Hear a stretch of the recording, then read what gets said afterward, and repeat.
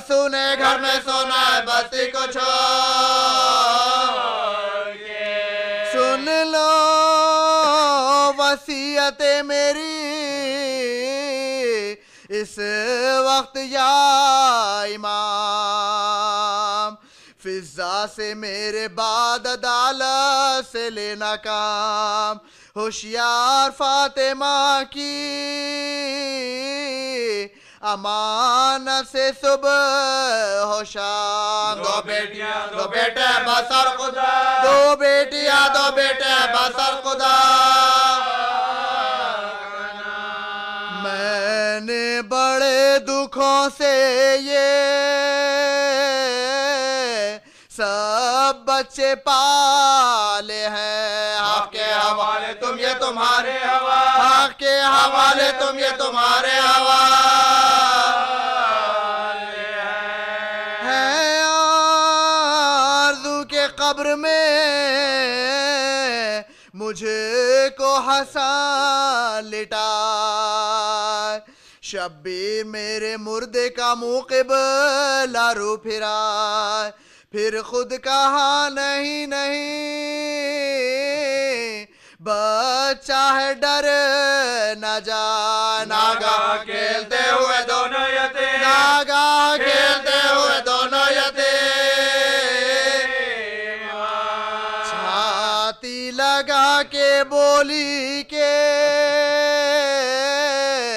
लो हम तो मारते हैं, तुमसे सुनो देखिए क्या लोग, तुमसे सुनो देखिए क्या लोग, तुमसे सुनो देखिए क्या लोग।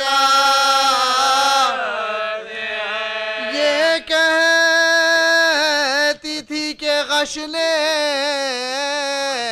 दिया मौत का पयाम, हुजरे से निकले रोते हुए अक़रबा तमाम, तरतीबे नाश के लिए बाहर गए इमाम। ज़हरा ने या मुसल्ले पे अपना किया, ज़हरा ने या मुसल्ले पे अपना किया। लिखा है बस नमाज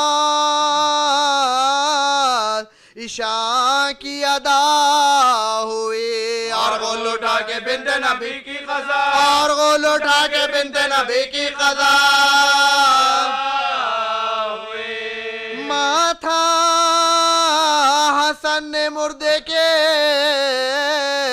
माथे पे रख दिया,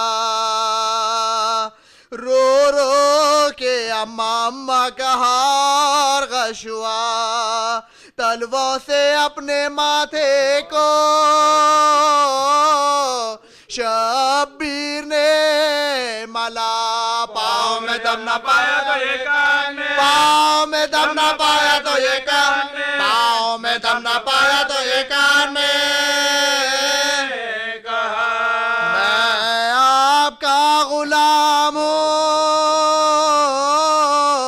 और नूरे ऐनो। आवाज़ दो सैनो अम्मा, आवाज़ दो सैनो अम्मा, आवाज़ दो सैनो अम्मा हुसैनो।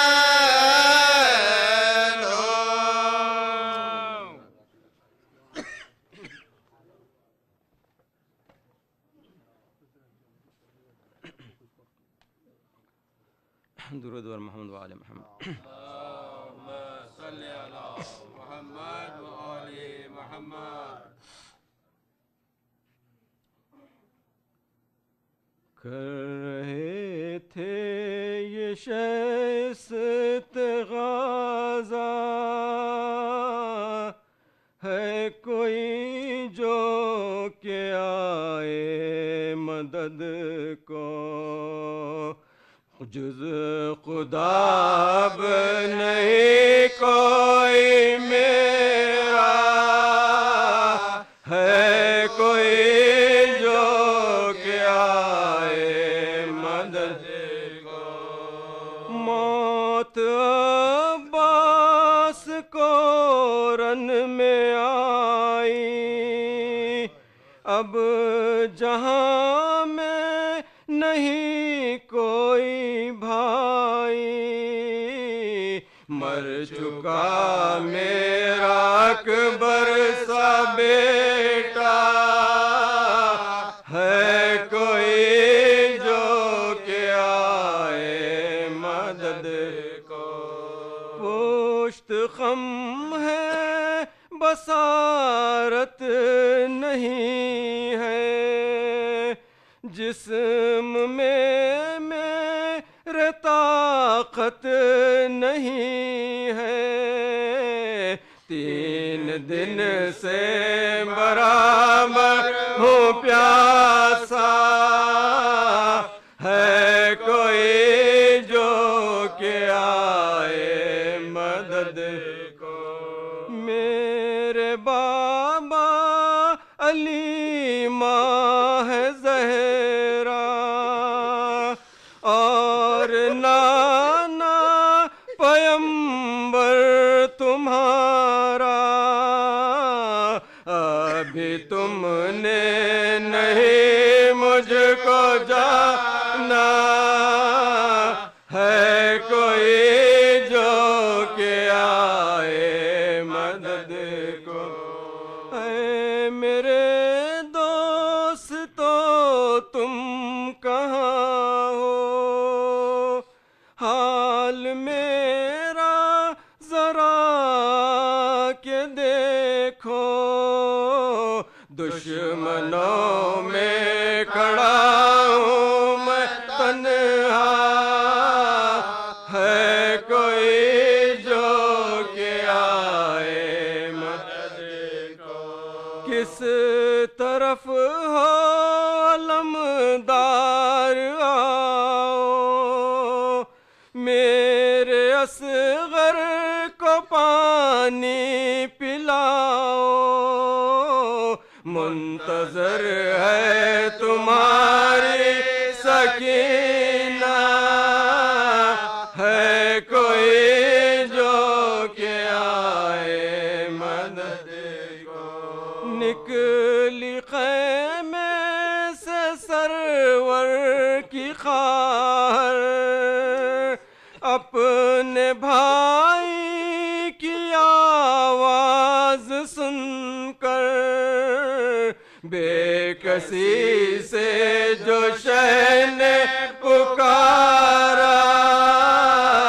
ہے کوئی جو کہ آئے مدد کو، کھولی آنکھیں جو عابد نے اپنی، آ رہی تھی یہ آواز شے کی، اب نہیں کوئی ناصر ہمارا، ہے کوئی جو کہ آئے مدد کو، خیمہ شہ میں باخر تھا محشر، گر گئے اپنے جھولے سے اصغر، رن میں آ کر جو شہ نے پکارا، رن میں آ کر جو شہ نے پکارا، ہے کوئی جو کہ آئے مدد کو،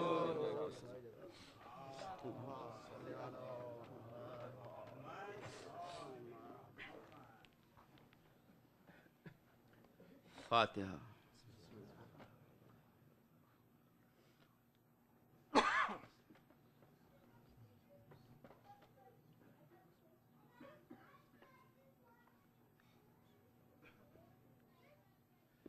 بار دیگر صلوات، ذرا پکڑ لیتے اس میں یہاں پہ آ کے ساری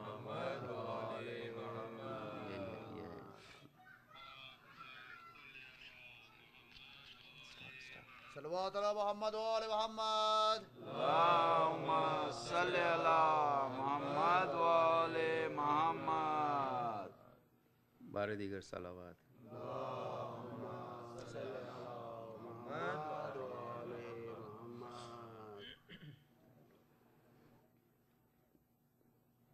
ابن علی جو باغے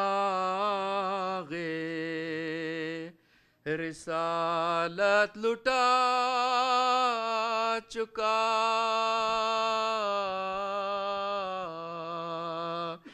بھائی کی اور باپ کی دولت لٹا چکا، پونجی حرم کی اپنی بذات لٹا چکا، سب کچھ برائے بخشش امت لٹا، سب کچھ برائے بخشش امت لٹا چکا، باقی کوئی شہیدوں کے دفتر میں اب نہیں، جو ضابط مریض کوئی گھر میں آ، جو ضابط مریض کوئی گھر میں آ، تنہا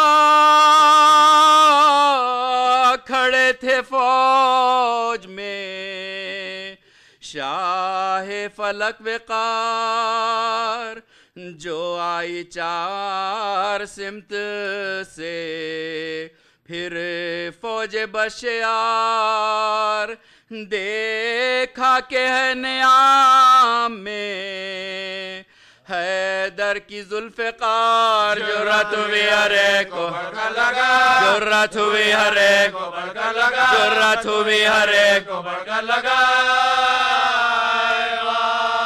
یاد خدا میں شاہ نے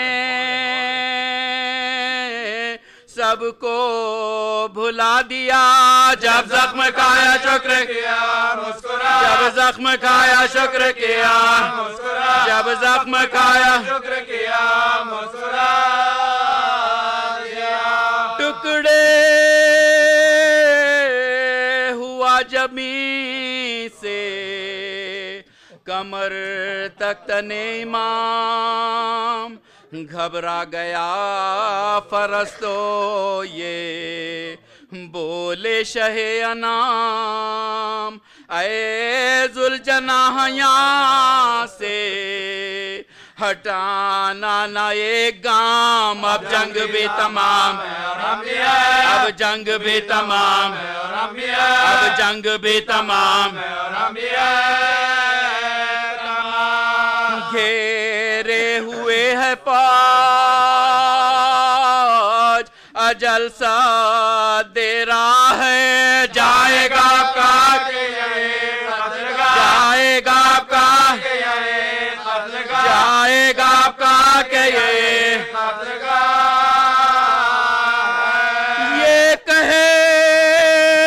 کہتے تھے کہ سر پا لگی تیغ آبدار، نیزہ سنا کا ہو گیا سینے کے وار پار، گرنے لگے جو زین سے امام فلک وقار، بیٹھا زمین پہ ٹیک بیٹھا زمین پہ ٹیک بیٹھا زمین پہ ٹیک غش میں جگر پکڑ کے بدر دو علم گرے، سنبھلا گیا نہ خاک سنبھلا گیا نہ خاک سنبھلا گیا نہ دی بڑھ کے پیک نے پسا رے ساتھ کو خبر، گھوڑے سے گر پڑا سعداللہ کا پسار، بادشاہ ہو کے شمر سے بولا وہ خیرہ سار، جا جلد جا نبی کے نواسے کو خار، جا جلد جا نبی کے نواسے کو خار، جا جلد جا نبی کے نواسے کو خار، غل ہو دلاوری کا تیری شہر میں، خنجر وہ کہلے جو بجایا خنجر وہ کہلے جو بجایا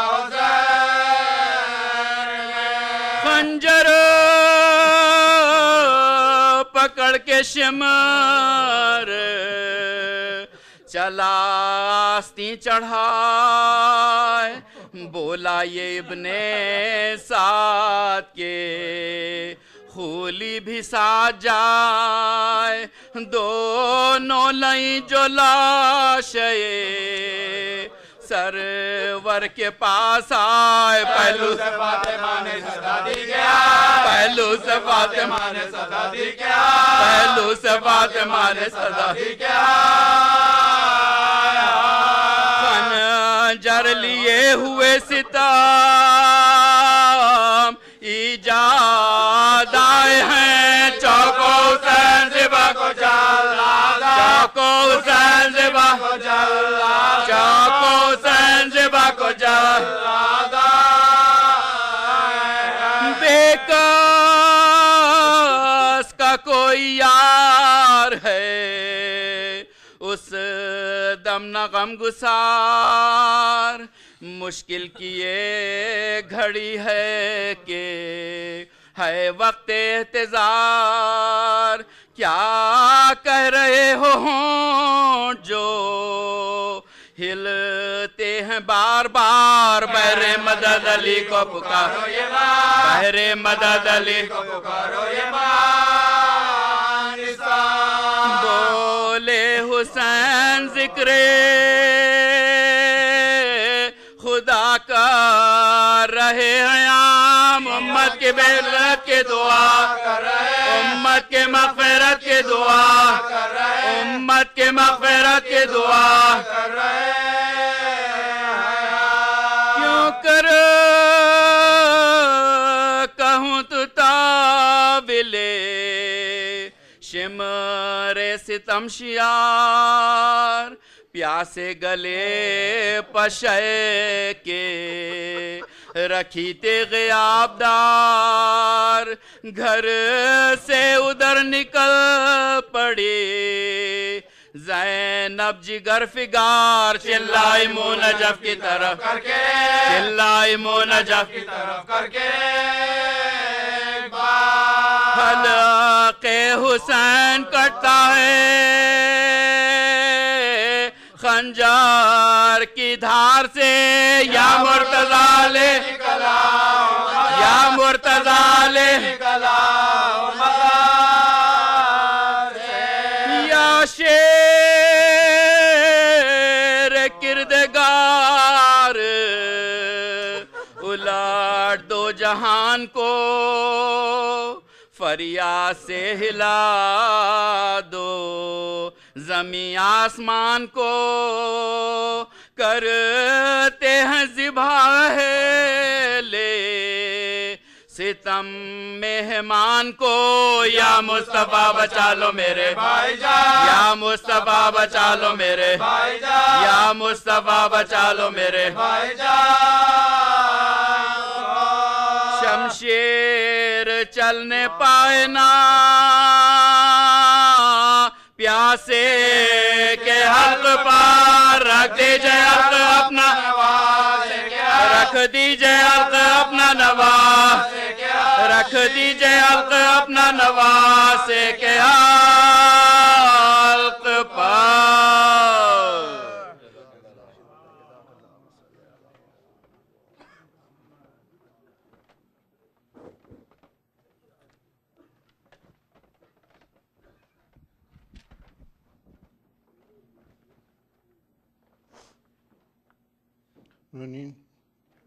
بانیان مجلس کے خاندان کے مرحومین پہ ایک سورہ فاتحہ کی التماس ہے۔ سید سبت نبی عابدی مرحوم، سید کبرا بیگم عابدی مرحومہ، سید آل حسن عابدی، سید مہدی حسن عابدی، سید نقی حسن عابدی و جملہ آج کی اس مجلس میں موجود آپ کے خاندان کے جملہ مرحومین۔ بسم اللہ الرحمن الرحیم۔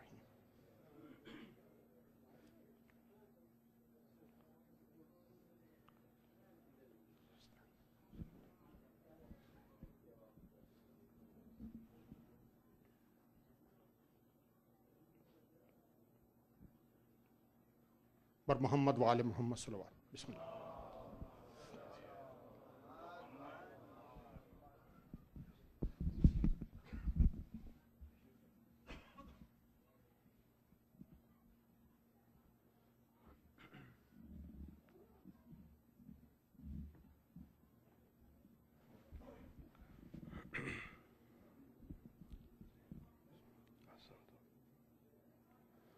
صلوات بھیجیں محمد اور آل محمد پر.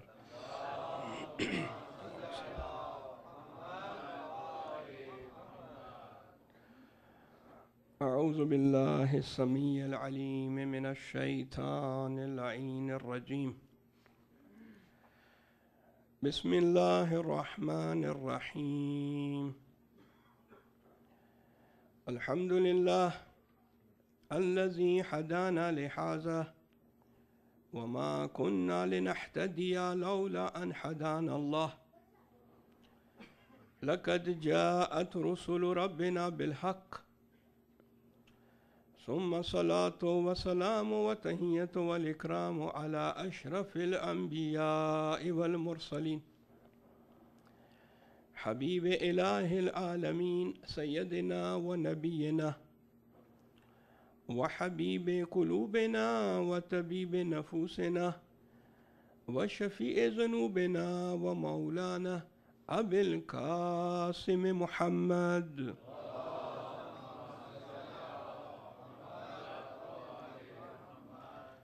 وعلى أهل بيته الطيبين الطاهرين المعصومين المظلومين المنتجبين المكرمين ولعنة داعمة على أعدائهم ومنكري فضائلهم وغاصبي حقوقهم من الآن إلى قيام يوم الدين. أما بعد، قال الله تبارك وتعالى في محكم كتابه وهو أصدق القائلين وقوله الحق. بسم الله الرحمن الرحيم. تبارك الذي بيده الملك وهو على كل شيء قدير الذي خلق الموت والحياة ليبلوكم أيكم أحسن عملا. صلوات.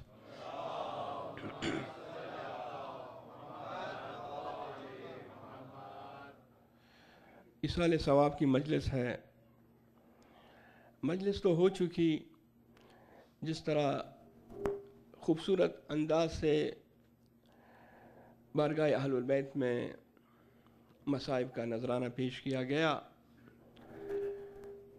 میں بھی کوشش کروں گا کہ مختصر الفاظ میں، مختصر سے وقت میں، جن مرحومین کی سال ثواب کی یہ مجلس ہے بالخصوص ان کے لیے اور حاضرین کی مرحومین کے سال ثواب کے لیے چند گزارشات آپ مومنین اور مومنات کی خدمت میں پیش کر سکوں. شب جمعہ کو جو ہماری ایک مختصر مجلس تھی، اس میں ہم نے عرض کیا تھا کہ انسان کچھ عالموں سے، کچھ دنیاؤں سے گزرتا ہے، اور 4 عالموں کا ذکر کیا تھا. ایک عالم کے متعلق یہ کہا تھا کہ وہ عالم رحم مادر ہے. ہر ایک انسان اس عالم میں آتا ہے، اس فرق کے ساتھ کہ یہ ایک ایسا عالم ہے کہ جو انسان کے اختیار میں نہیں ہے. رحم مادر میں انسان کا آنا یہ انسان کے بس میں نہیں ہے، اس کے ہاتھ میں نہیں ہے، یہ اللہ کے ہاتھ میں ہے. بہت سے لوگ ہیں، کوششیں کرتے ہیں، علاج معالجے کرتے ہیں، مگر جب نہیں ہوتی اولاد، قسمت میں اولاد نہیں ہوتی تو اولاد نہیں ہوتی. لہذا اس میں انسان کو کوئی اختیار نہیں ہے، یہ اللہ تعالیٰ کی طرف سے ہے، یہ عالم اللہ تعالیٰ کی طرف سے.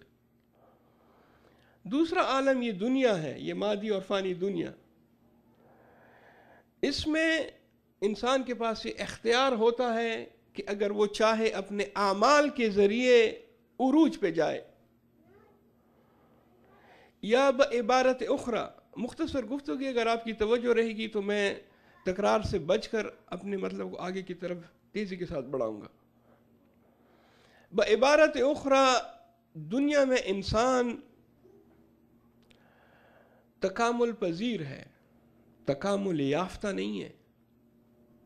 آپ دیکھتے ہیں آج کل کی اصطلاح میں کہتے ہیں فلاں ممالک جو ہیں وہ ترقی یافتہ ہیں.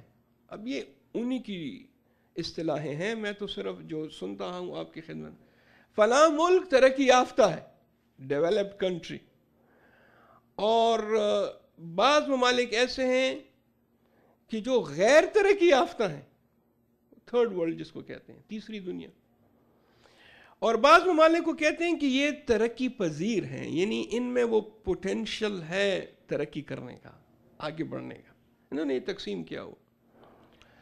ہم یہ صرف سمجھانے کے لیے میں نے عرض کیا کہ دنیا میں انسان تکامل پذیر اگر چاہے تو اس عالم میں، یہ ابھی جو دنیا ہے یہ ابھی ہماری دوسری عالم ہے جس میں ہم ہیں، یہ مادی اور فانی دنیا، اس میں اگر انسان چاہے تو عروج پہ جا سکتا ہے، ترقی کر سکتا ہے، اس کے ہاتھ میں ہے، اختیار میں ہے.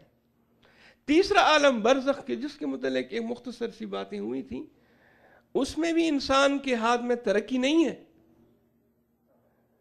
اس دنیا میں جتنا وہ کر سکتا ہے کر لے، اس کے پاس بہت زیادہ چانسز ہیں. پھر برزخ میں وہ چانسز نہیں ہیں، اور آخرت میں تو بدرجہ اولیٰ وہاں تو کوئی چانس نہیں ہے. وہ تو حساب کا وقت ہے، حساب کی جگہ ہے. اس لیے تو کہتے ہیں کہ یہ جو دنیا ہے اس میں جتنا کر سکتے ہو کرو، جتنا سنبھال سکتے ہو بٹور سکتے ہو بٹورو، جتنا حاصل کر سکتے ہو حاصل کرو، کیونکہ پھر اس عالم میں یہ موقع نہیں ملے گا. یہ ایک مختصر سی تمہید. آج میں چاہتا ہوں کہ یہ جو عالم ہے جس کو دنیا کہتے ہیں اس کے متعلق مختصر سے چند چیزیں آپ کی خدمت میں بیان کروں. لیکن اس سے پہلے یہ جو آیات، 2 آیات ابتدائی آیات کی تلاوت کی، اس کا مختصر سا ترجمہ اور تفسیر، اور اس کے بعد اس عالم کے متعلق، دنیا کے عالم کے متعلق کچھ مختصر سے آرائز، اور جو عالم معاد ہے آخرت، اس کے متعلق انشاءاللہ آئندہ دنوں میں بھی تفصیلی گفتگو ہوگی. مل کے درود بھیجیے گا محمد اور آل محمد.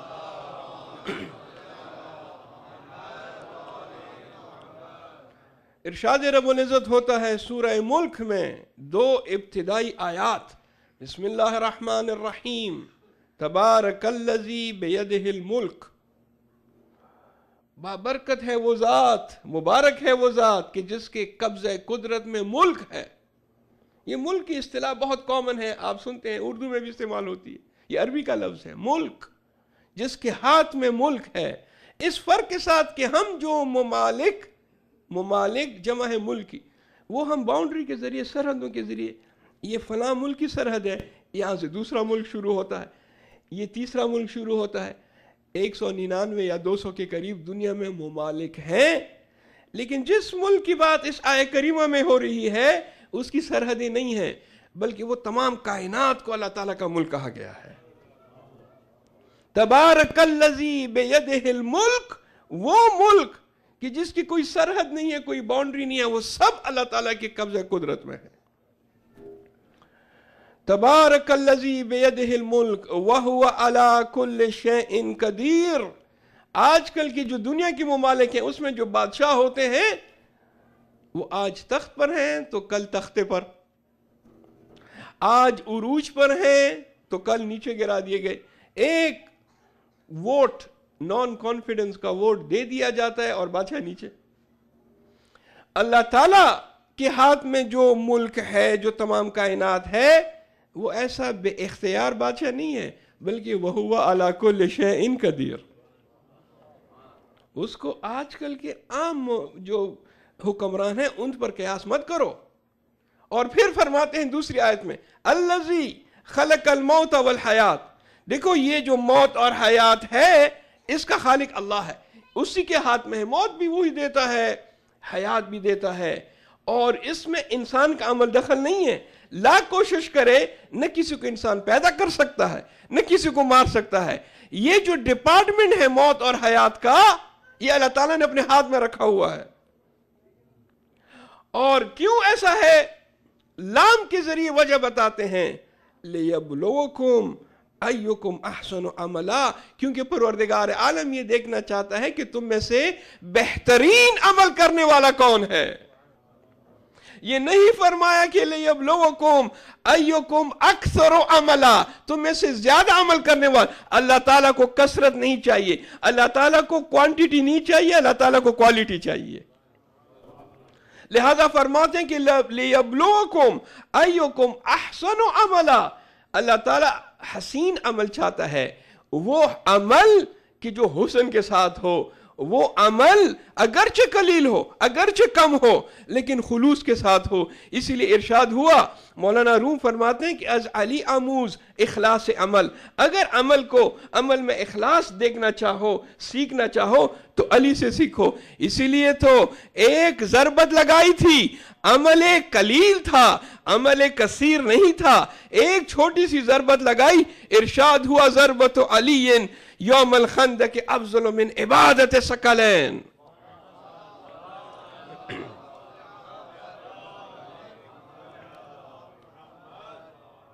ایک ضربت ثقلین کی عبادت سے بہتر، وجہ یہ ہے کہ خلوص کے ساتھ لگائی گئی تھی۔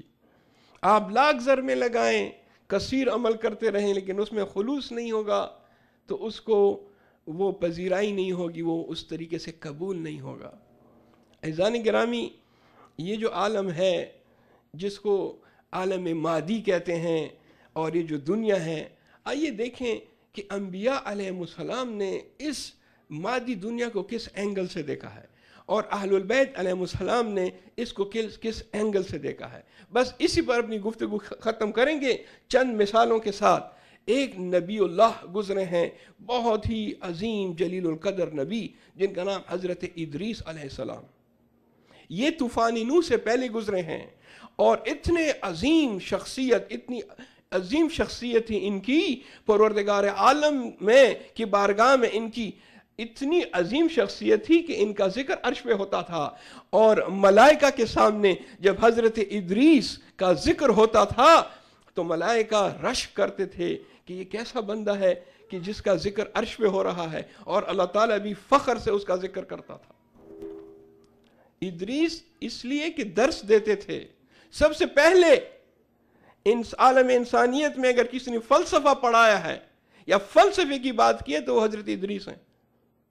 طوفان نوح سے پہلے کی بات، درس دیتے تھے، فلسفہ پڑھاتے تھے، اور اتنی اونچی شخصیت تھی کہ جب عرش پہ ذکر ہوتا تھا تو ایک مرتبہ ملک الموت جو روح قبض کرتا ہے، اس کو خواہش ہوئی کہ جا کر ان سے ملے اور ان کے ساتھ صیغہ اخوت پڑھ کے بھائی بن جائے۔ اب فرشتے کو یہ خواہش ہے کہ وہ نبی اللہ کے نبی کے ساتھ بھائی کا رشتہ، لہذا جب آتے ہیں اور اس خواہش کا اظہار حضرت ادریس سے کرتے ہیں تو حضرت ادریس ایک شرط بیان کرتے ہیں، کہا ہاں میں تو صیغہ اخوت پڑھ کے تم کو اپنا بھائی بنا لوں گا، لیکن میری ایک شرط ہے، وہ شرط اگر پوری کرو گے تو پھر ہم صیغہ اخوت پڑھ کے بھائی بن جائیں گے۔ کہا کیسی شرط؟ فرماتے ہیں کہ میں نے سنا ہے کہ یہ عالم احتضار، جانکنی کا عالم بڑا سخت ہوتا ہے۔ جب انسان کی روح بدن سے نکلتی ہے، یعنی جب انسان اس دوسرے عالم سے تیسرے عالم برزخ کی طرف جاتا ہے تو وہ بڑا سخت مرحلہ ہوتا ہے۔ میں چاہتا ہوں کہ تم مجھے وہ مرحلہ بتا دو اور میں اس مرحلے سے گزر جاؤں، تاکہ اللہ تعالیٰ کی جو باقی زندگی ہے اس میں اللہ تعالیٰ کی اور بہتر طریقے سے عبادت کر سکوں۔ کہا نبی خدا یہ تو اللہ تعالیٰ کی اجازت سے ہی ہوگا، کہا اجازت لے لو۔ اجازت لے لی گئی، کہا ہاں یہ میرا بندہ ہے اور اس کی یہ خواہش پوری کر دو۔ اب حضرت ملک الموت نے جناب ادریس کی روح قبض کی۔ یہ قصص الانبیاء کا واقعہ ہے، قصص الانبیاء، اور اللہ تعالیٰ کی اجازت سے ایسا کیا۔ جب روح قبض کی اور پھر اللہ تعالیٰ کی اجازت سے دوبارہ روح کو بدن میں داخل کیا، جناب ادریس زندہ ہوئے، تو جناب ملک الموت نے سوال کیا کہ کیسے پایا اس عالم کو، عالم احتضار کو، جانکنی کے عالم کو کیسے پایا؟ جواب دیتے ہیں کہ اے ملک الموت، جو سنا تھا وہ تو کچھ بھی نہیں تھا۔ اب یہ پیغمبر خدا فرما رہے ہیں، اب آپ کی اور میری جو حالت ہے وہ الگ ہے۔ فرماتے ہیں کہ جو سنا تھا وہ تو کچھ بھی نہیں تھا، اس عالم کے متعلق جتنا بھی سنا تھا بہت کم تھا۔ یہ عالم تو اتنا سخت، اتنا دشوار، ایسے محسوس ہو رہا تھا جیسے زندہ جانور کی کھال کھینچی جائے۔ یہ اس قسم کا سخت عالم ہے۔ اب جب ملک الموت نے یہ سنا تو ایک عجیب جملہ کہا، فرماتے ہیں کہ اے خدا کے نبی، آپ کی تو بارگاہ رب العزت میں بڑی بھگت ہے، بڑی عزت ہے. میں نے تو جب آپ کی روح قبض کی تو آپ کے ساتھ بڑی رعایت کی، بہت آسانی کی. یہ رعایت تو میں سب کے ساتھ نہیں کرتا، یہ رعایت تو صرف اس لیے میں نے آپ کے ساتھ کی کہ آپ کا پروردگار کے قریب ایک بہت بڑا مقام ہے. اس رعایت کے باوجود یہ جان کا نکالا ایسا عالم ہے. اب اس کے لیے ہم کو تیار رہنا ہے. بعض لوگ کہتے ہیں مولانا حضرات لوگوں کو ڈراتے ہیں. یہ ڈرانے والی باتیں نہیں ہیں، یہ ایسی چیزیں ہیں کہ جو حقیقت ہیں اور یہ سامنے آئیں گی. اس وقت جب آئیں تو اس وقت آپ کو زیادہ ڈر لگے گا. اب جو بیان ہو رہی ہیں تو اب زیادہ ڈر نہیں لگنا چاہیے. ان چیزوں سے انسان کو گزرنا ہے. حضرت نوح علیہ السلام کے متعلق کہتے ہیں کہ قرآن نے کہا کہ وَلَبِثَ فِيهِمْ أَلْفَ سَنَةٍ إِلَى 50، 950 برس تک اس نے لوگوں میں تبلیغ کی. اور ان کی جو عمر تھی اس کے متعلق اختلاف ہے. 1200، 1600، 2500 تک بھی کہا گیا کہ ان کی عمر کتنی تھی. 9,500 برس تو انہوں نے قرآن کے بقول تبلیغ کی. لیکن جب روح قبض کرنے کے لیے فرشتہ آیا تو کہا کہ آپ اتنا عرصہ دنیا میں رہے، دنیا کو کیسے پایا؟ یہ دنیا کیسی تھی؟ کہا کہ مجھے تو یہ دنیا اتنی زیادہ عمر گزارنے کے باوجود ایسے لگا کہ لہا بابان، اس کے 2 باب ہیں. یہ دنیا ایک چھوٹا سا گھر ہے، اس کے 2 دروازے ہیں. ایک دروازے سے میں اندر آئے ہوں اور اب آپ کہہ رہے ہو کہ دوسرے دروازے سے باہر چلے جاؤ. اگر انسان نوح علیہ السلام جتنی عمر اس دنیا میں گزارے تب بھی وہ یہی محسوس کرتا ہے کہ اس نے تو کچھ بھی نہیں گزارا، کچھ وقت نہیں. ہزاروں خواہشیں ایسی کہ ہر خواہش پہ دم نکلے. بہت نکلے میرے ارمان مگر پھر بھی کم نکلے. انسان کی یہ ہے سچویشن. جتنے بھی ارمان اس کے نکلتے ہیں وہ ارمان لامتناہی ہیں، اس میں کبھی ختم نہیں ہوں گے. وہ اسی طرح جو ہے آگے آگے آگے اور چاہیے، حل من مزید، حل من مزید. جناب داؤد علیہ السلام وہ بادشاہ بھی تھے، لہٰذا بیت المال سے اپنی تنخواہ لیتے تھے. اور کوئی حرج نہیں ہے، ایک بادشاہ جو ہے، ہر ایک بادشاہ دنیا میں جتنے بھی یہ پرائم منسٹر ہیں، پریزیڈنٹ ہیں، ان کی ایک تنخواہ معین ہے. تو حضرت داؤد علیہ السلام بھی اپنا گزر بسر کرنے کے لیے بیت المال سے تنخواہ لیتے تھے. ایک مرتبہ جا رہے تھے، ایک بوڑھے شخص کو دیکھا اور سمجھ گئے کہ یہ بوڑھا شخص حضرت داؤد کو نہیں پہچانتا، یا اس ایسے کپڑوں میں تھے کہ انہوں نے اس بوڑھے شخص نے نہیں پہچانا. ضعیف آدمی تھا.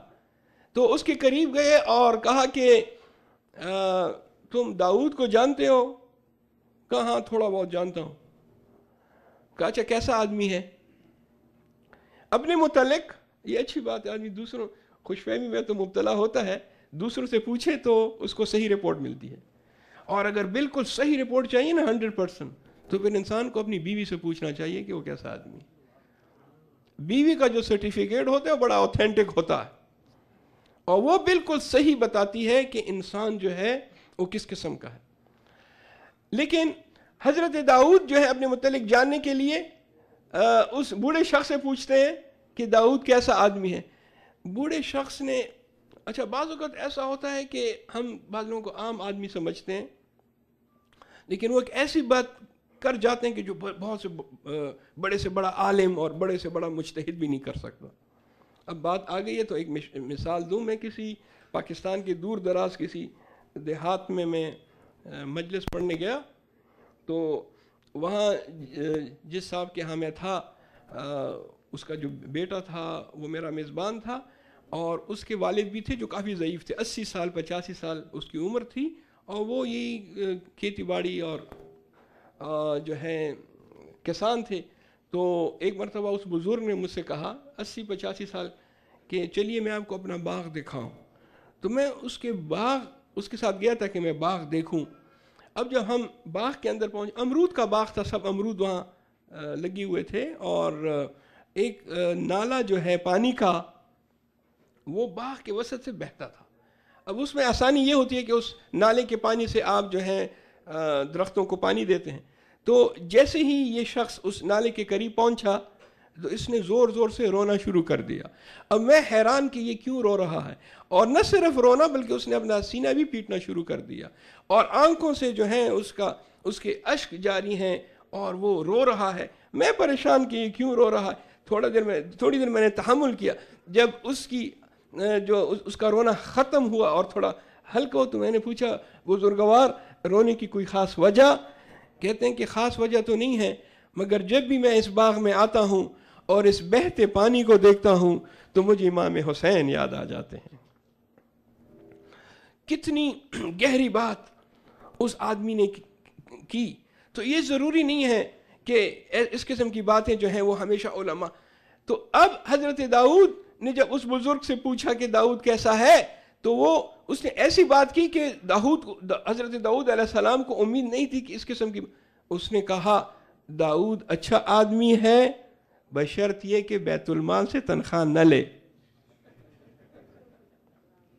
اچھا آدمی ہے, لیکن اگر بیت المال سے تنخواہ نہ لے تو پھر بہت ہی اچھا آدمی کہلائے گا. اب یہ بات حضرت داؤد علیہ السلام کے دل پر ایسی لگی, حضرت داؤد علیہ السلام نے اس کو اس طرح پلو سے باندھ لیا کہ اب ارادہ کیا کہ اب میں بیت المال سے تنخواہ نہیں لوں گا. ارادہ کیا بادشاہ ہو کر, جائز ہے لینا جائز ہے, لیکن کہا نہیں میں جائز کام بھی نہیں کروں گا اور میں بیت المال سے تنخواہ نہیں. اب یہ نیت کی, اللہ تعالیٰ نے اس کے ہاتھ میں لوہے کو موم بنا دیا. آپ جب اس کی راہ میں کام کرتے ہیں نا تو وہ اپنی رکاوٹیں ہٹا دیتا ہے. من جاہد فینا لنہدینہم سبلنا, تم میرے راہ میں جہاد کرو. اللہ تعالیٰ فرماتا ہے تم میری راہ میں آ کے کوشش کرو, دیکھو میں تمہارے لیے کیسے راستے کھولتا ہوں. حضرت داؤد کے لیے ایسا راستہ کھولا کہ لوہے جیسی سخت چیز جب ہاتھ میں آتی تھی انگلیوں میں تو وہ موم کی طرح پگھل جاتی تھی, اور آپ ذرہ بناتے تھے اور ذرہ بنا کے بیچ کر اسے جو آمدنی ہوتی تھی اسے اپنا گزر بسر کرتے تھے. بادشاہ ایسے ہوتے ہیں. مل کے درود بھیجیے گا محمد اور عالمان.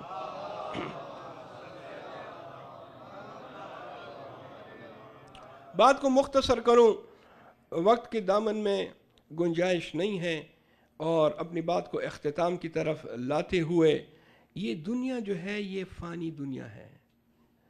اس میں اگر حضرت نوح کئی ہزار سال رہے پھر بھی اس کو جانا پڑا. حضرت سلیمان علیہ السلام جیسا بادشاہ کہ جس کے اختیار میں سب کچھ تھا, لیکن جب اس کا آخر وقت آیا تو ملک الموت سے صرف اتنا کہا کہ مجھے اجازت دو کہ میں سائے میں چلا جاؤں. کہا نہیں اس کی بھی میں اجازت نہیں دے سکتا. کہا اچھا کرسی پر بیٹھنے کی اجازت دو. کہا نہیں. اسی طرح اپنی عصا پر ٹھیک لگائے ہوئے روح قبض کر لی, اور وہ تو تب پتہ چلا کہ روح قبض ہوئی جب دیمک نے وہ عصا, لکڑی کا جو عصا ہوتا ہے اس کو کھا لیا اور آپ گر گئے. تب پتہ چلا کہ آپ تو چند مہینوں سے, آپ کا انتقال چند مہینے پہلے ہو گیا تھا. تو یہ ہے حضرت سلیمان علیہ السلام, جس کی کنگڈم, جس کا ملک سلیمان, اس جیسا ملک آج تک نہ کسی کو ملا نہ ملے گا. لیکن یہ دنیا ہے. اسی لیے جب حضرت امیر المومنین علیہ السلام اس دنیا کے متعلق بات کرتے ہیں, فرماتے ہیں کہ غری غیری, جاؤ کسی میرے غیر کو دھوکہ دو, مجھے دھوکہ نہیں دے سکتی تم. دنیا تم جتنی بھی کوشش کرو علی کو دھوکہ نہیں دے سکتی, کیونکہ مجھے پتہ ہے تم فانی ہو, تمہیں ختم ہونا ہے, ایک دن تمہیں ختم. ہاں یہ فرماتے ہیں کہ تو سام کی مانند ہے. سام کو جب انسان چھوتا ہے تو بڑا نرم ہوتا ہے. ظاہر میں بھی سام بڑا خوبصورت جانور ہے, اندر جو زہر ہے وہ الگ بات, لیکن الظاہر سام بڑا خوبصورت نرم, ہاتھ لگاؤ تو بہت ہی نرم ملائم, لیکن اندر جو ہے اس میں زہر. کہا یہ دنیا سام کی طرح ہے. یہ ظاہر سے جو ہے باہر سے بڑی اچھی لگتی ہے لیکن اندر سے زہریلی ہے.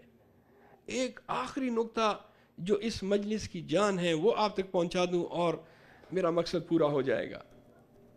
بس اس آخری نقطے کو آپ سمجھ لیجئے اور امیر مشکل بھی آسان ہو جائے گی. وہ یہ ہے کہ ائمہ اطہار علیہ السلام نے کئی طریقوں سے ہم کو بتایا کہ یہ جو دنیا ہے اس کے ساتھ دل مت لگاؤ.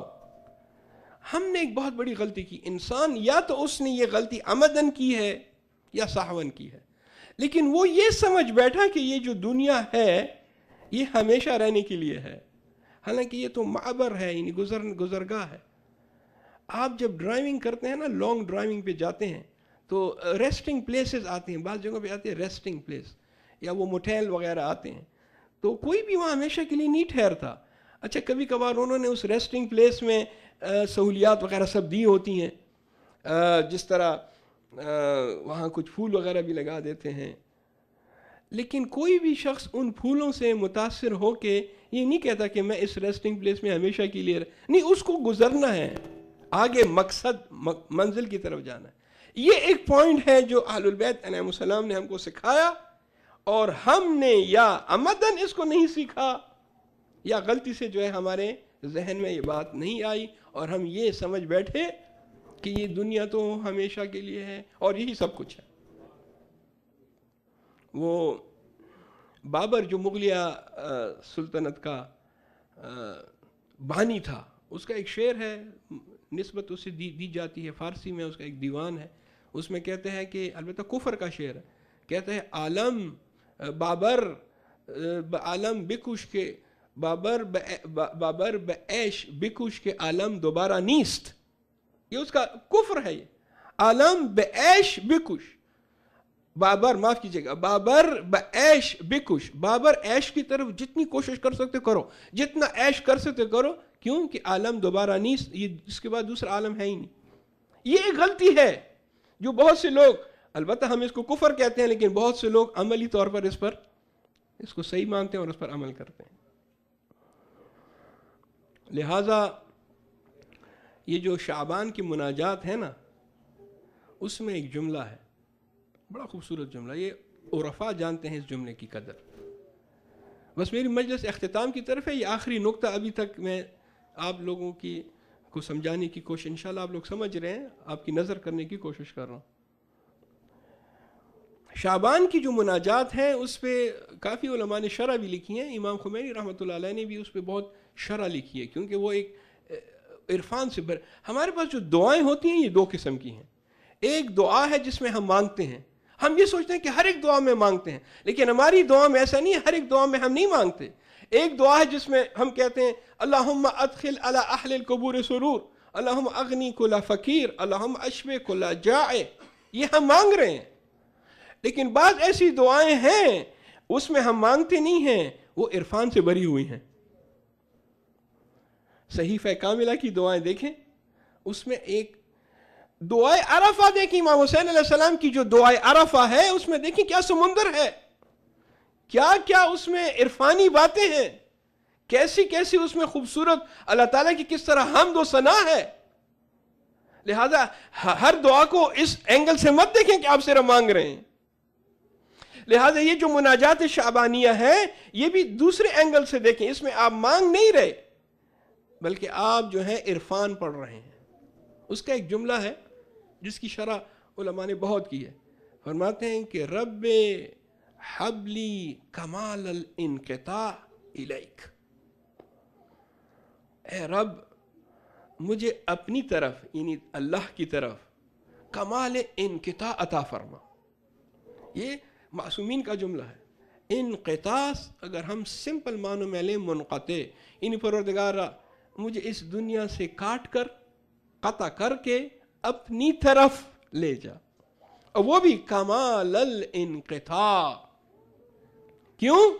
ائمہ ہم کو یہ دکھا رہے ہیں کہ اے انسان یہ دنیا تیری نہیں ہے, تجھے یہاں ہمیشہ کے لیے نہیں رہنا, تجھے جانا ہے اس ذات کی طرف, اس اللہ کی طرف. لہذا دعا یہ کرتے ہیں کہ اپنی طرف بلانے کے لیے ہمارا انتظام فرما کہ ہم ہمیشہ تیرے ساتھ ہی رہیں اور دنیا سے ہمارا کوئی تعلق نہ ہو, کیونکہ یہ وقتی تعلق ہے. مولانا جلال الدین روم نے وہ جو اپنی مشہور مثنوی لکھی اس کی ابتدا بھی دیکھیں, پہلا شعر بشنو زنه حکایت می کند از جدائی ها شکایت می کند. نئے فارسی میں بانسری کو کہتے ہیں. دیکھیں کیا تشبیہ دی ہے مولانا روم نے, ہم کو یہ بتا رہے ہیں انسان کو تشبیہ دی ہے نہ کے ساتھ. یہ جو بانسری ہے وہ آدمی جاتا ہے، وہ اس کی درخت سے ٹہنی کاٹ کر اس میں 2-3 سوراخ کر کے اس میں پھونک مارتا ہے تو اسے ایک آواز آتی ہے۔ آپ نے کبھی غور کیا کہ یہ بانسری کی آواز ہمیشہ رونے والی ہوتی ہے؟ جتنی بھی میوزیکل انسٹرومنٹس ہیں سب انسان کو وجد میں لاتے ہیں، مگر بانسری کبھی بھی انسان کو وجد میں نہیں لاتی، بلکہ ایک نوحہ ہمیشہ وہ گریا۔ آپ پھونک مارے مختلف طریقوں سے، بانسری کی آواز ہمیشہ غمگین ہوتی۔ مولانا روم کیا کہہ رہے ہیں؟ مولانا روم کہہ رہے ہیں کہ یہ جو بانسری کی آواز ہے یہ رونا ہے، گریا ہے۔ وہ خود کہہ رہی ہے کہ میں گریا کر رہی ہوں، یہ بانسری گریا کر رہی ہے، شکایت کر رہی ہے۔ کس سے شکایت؟ اس سے کہ میں نہستان میں تھی، جنگل میں، جو میرا مقام تھا، تم نے مجھے کاٹ کر یہاں انسانوں میں لے آئے، وہ اپنے ہاتھوں میں لے کر اپنے ہونٹوں سے لگاتا ہے اور اس پر پھونک مارتا ہے۔ یہ تو میرا مقام نہیں تھا، میرے ساتھ ظلم ہوا ہے۔ اسی طرح بعین ہی انسان یہ کہتا ہے کہ میں تو اس دنیا میں گزرنے کے لیے تھا، میں تو کسی اور عالم جانا چاہتا تھا، لیکن یہ کیا ہو گیا میرے ساتھ؟ میں جدا ہو گیا اس عالم سے، اور اسی عالم کو اپنا سمجھ کر میں یہاں جو ہے رک گیا۔ درود بھیجیے گا محمد اور آل محمد۔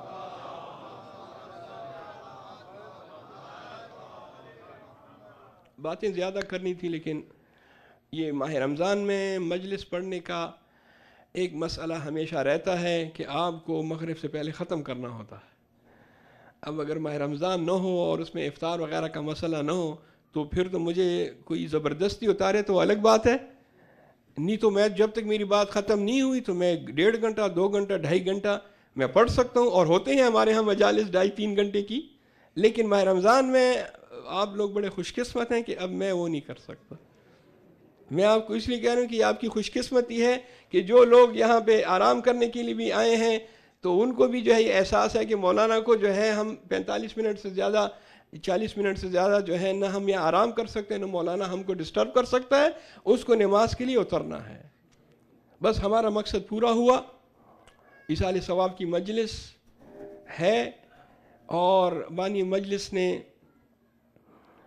یہ خواہش کی ہے کہ آخر میں ذکر ابا عبداللہ الحسین علیہ السلام بھی ہونا چاہیے۔ ویسے تو جو مرثیہ پڑھا گیا اس میں بڑے خوبصورت انداز سے امام حسین علیہ السلام کے مسائل بیان ہوئے۔ میں بھی چند جملے، آپ تصور لائیے اپنے ذہن میں کربلا کا تصور، روز عاشورہ، اور امام حسین علیہ السلام خیام میں آ کر ایک سلام کہتے ہیں، آخری سلام، یا زینب و یا ام کلثوم و یا رقیت ہو و یا رباب علیکن منی السلام۔ مخدرات عصمت پر آخری سلام کرتے ہیں اور رخصتی کی اجازت چاہتے ہیں۔ ایک ذاکر نے جناب سیدہ کو خواب میں دیکھا، کہا کہ ایک شکایت ہے خطیب، تم سے ایک شکایت ہے، تم زیادہ مصائب پڑھتے ہو مگر امام حسین علیہ السلام کی رخصتی کے مصائب کم پڑھتے ہو۔ کہتے تم کو پتہ ہے سب سے بڑی مصیبت جو امام حسین علیہ السلام پر کربلا میں آئی وہ اس وقت آئی جب آپ نے مخدرات عصمت سے رخصت لیا، لہذا اس کے بعد سے اس ذاکر نے رخصتی کے مصائب زیادہ پڑھنے شروع کیے۔ امام حسین نے رخصت لی، ذوالجناح پہ بیٹھ گئے اور میدان کی طرف چلے، میدان کی طرف جا رہے ہیں، ایک مرتبہ ذوالجناح رک جاتا ہے۔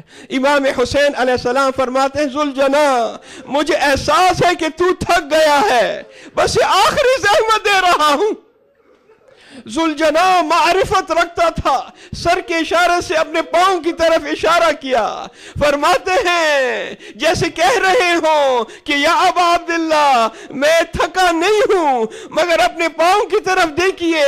اب جو امام حسین نے پاؤں کے ذوالجناح کے پاؤں کی طرف دیکھا، کیا دیکھتے ہیں کہ ایک چھوٹی بچی ذوالجناح کے پاؤں پکڑے ہوئے فریاد کر رہی ہے، ذوالجناح میرے بابا کو مقتل مت لے کر جا، آج صبح سے جو بھی مقتل گیا ہے واپس نہیں آیا۔ अजरुकुम अल्लाह। इमाम हुसैन घोड़े से उतरे, जनाब सकीना को गले से लगाया, प्यार किया, वापस खेमागाह चले गए और एक मर्तबा फिर दोबारा घोड़े पर सवार मैदान की तरफ, मैदान में जा रहे हैं, किताल किया। एक मर्तबा आवाज आई, अला ज़ुबिहल हुसैन बिकरबला, अला कुतल हुसैन बिकरबला। बीमार इमाम ने खेमे में ये आवाज सुनी, खेमे का पर्दा हटाया, देखा कि मुबारक सर नेज़े पे बुलंद हो चुका। शहादत की उंगली से इशारा करके फरमाते हैं, अस्सलामु अलैका या अबा अब्दुल्लाह, अजरुकुम अल्लाह। आखिरी रिवायत और इल्तिमास दुआ। जुलजना को इमाम हुसैन की मारिफत थी, लिहाजा जब इमाम हुसैन अलैहिस्सलाम जीन से जमीन पे तशरीफ लाए तो खबर देने के लिए आप खयाम में आए। अब जब बीबियों ने जुलजना को देखा, बीबियों ने चारों तरफ से जुलजना को घेर लिया। एक बीबी सवाल करती है, जुलजना मेरा हुसैन कहाँ है? जुलजना मेरा भाई कहाँ है? जुलजना मेरा चचा कहाँ है? मगर बीबी सकीना आगे बढ़ी, जुलजना के कान के करीब एक सवाल किया, या जवाद अल अबी, मेरे बाबा के घोड़े, ये बता कि आखिरी वक्त में मेरे बाबा को पानी पिलाया गया?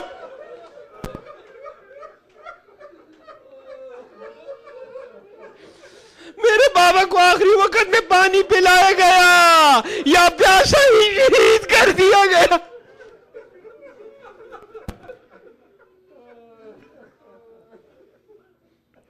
अला लानतुल्लाहि अलल कौमिज़ ज़ालिमीन वसयअलमुल लज़ीना ज़लमू अला मुहम्मद अय्यमुन कलिबिन यनकलिबून ला हौला वला कुव्वता इल्ला बिल्लाहिल अलीयिल अज़ीम। बार अल्लाह इस मुख्तसर और कलील अज़ादारी को कबूल फरमा। इसका सवाब मरहूमीन आबदी ख़ानदान खुर्शीद आबदी के जितने भी मरहूमीन जिनका नाम लिया गया, उन इस मजलिस का सवाब उनके अरवाह तक पहुँचा। और बार अल्लाह तुझे वास्ता तेरे इज़्ज़त व जलाल का जो मरीज़ हैं, बीमार हैं, उनको सेहत शफ़ा कामिल अता फरमा। एक दरख्वास्त हुई है सैयद हसन अली जाफ़री वल्द सैयद सग़ीर हुसैन जाफ़री, जो बीमार हैं और अकील का जलवाश भी बीमार हैं। बार अल्लाह इन बीमारों को और जितनी भी मोमिनीन और मोमिनात में से बीमार हैं, सेहत शफ़ा कामिल अता फरमा। और बार अल्लाह ये मुबारक महीना जिसमें दुआएं कबूल होती हैं, इबादत कबूल होती हैं, हमें ऐसी इबादत करने की तौफ़ीक़ अता फरमा जो इबादत करने का हक़ है। और बार अल्लाह इमाम ज़माना के ज़ुहूर में ताजील फरमा और हमें उनके अवान अंसार में शुमार फरमा। जुमला मोमिनीन और मोमिनात की साले सवाब के लिए, खुर्शीद भाई के मरहूमीन की साले सवाब के लिए, हाज़रीन के मरहूमीन के साले सवाब के लिए सूरतुल मुबारकतुल फ़ातिहा मा सलावत।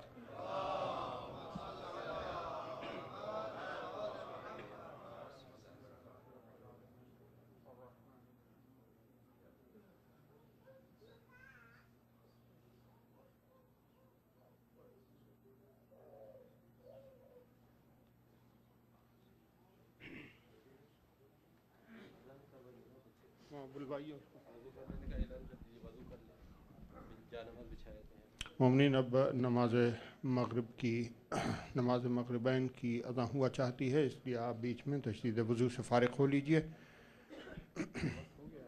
जी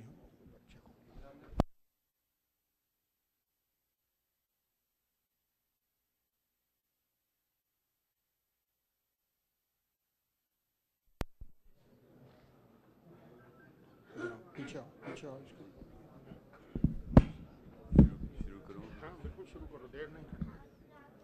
इन्नल्लाह व मलाइकतहु युसल्लूना अलन नबी या अय्युहल्लज़ीना आमनू सल्लु अलैहि व सल्लिमू तस्लीमा।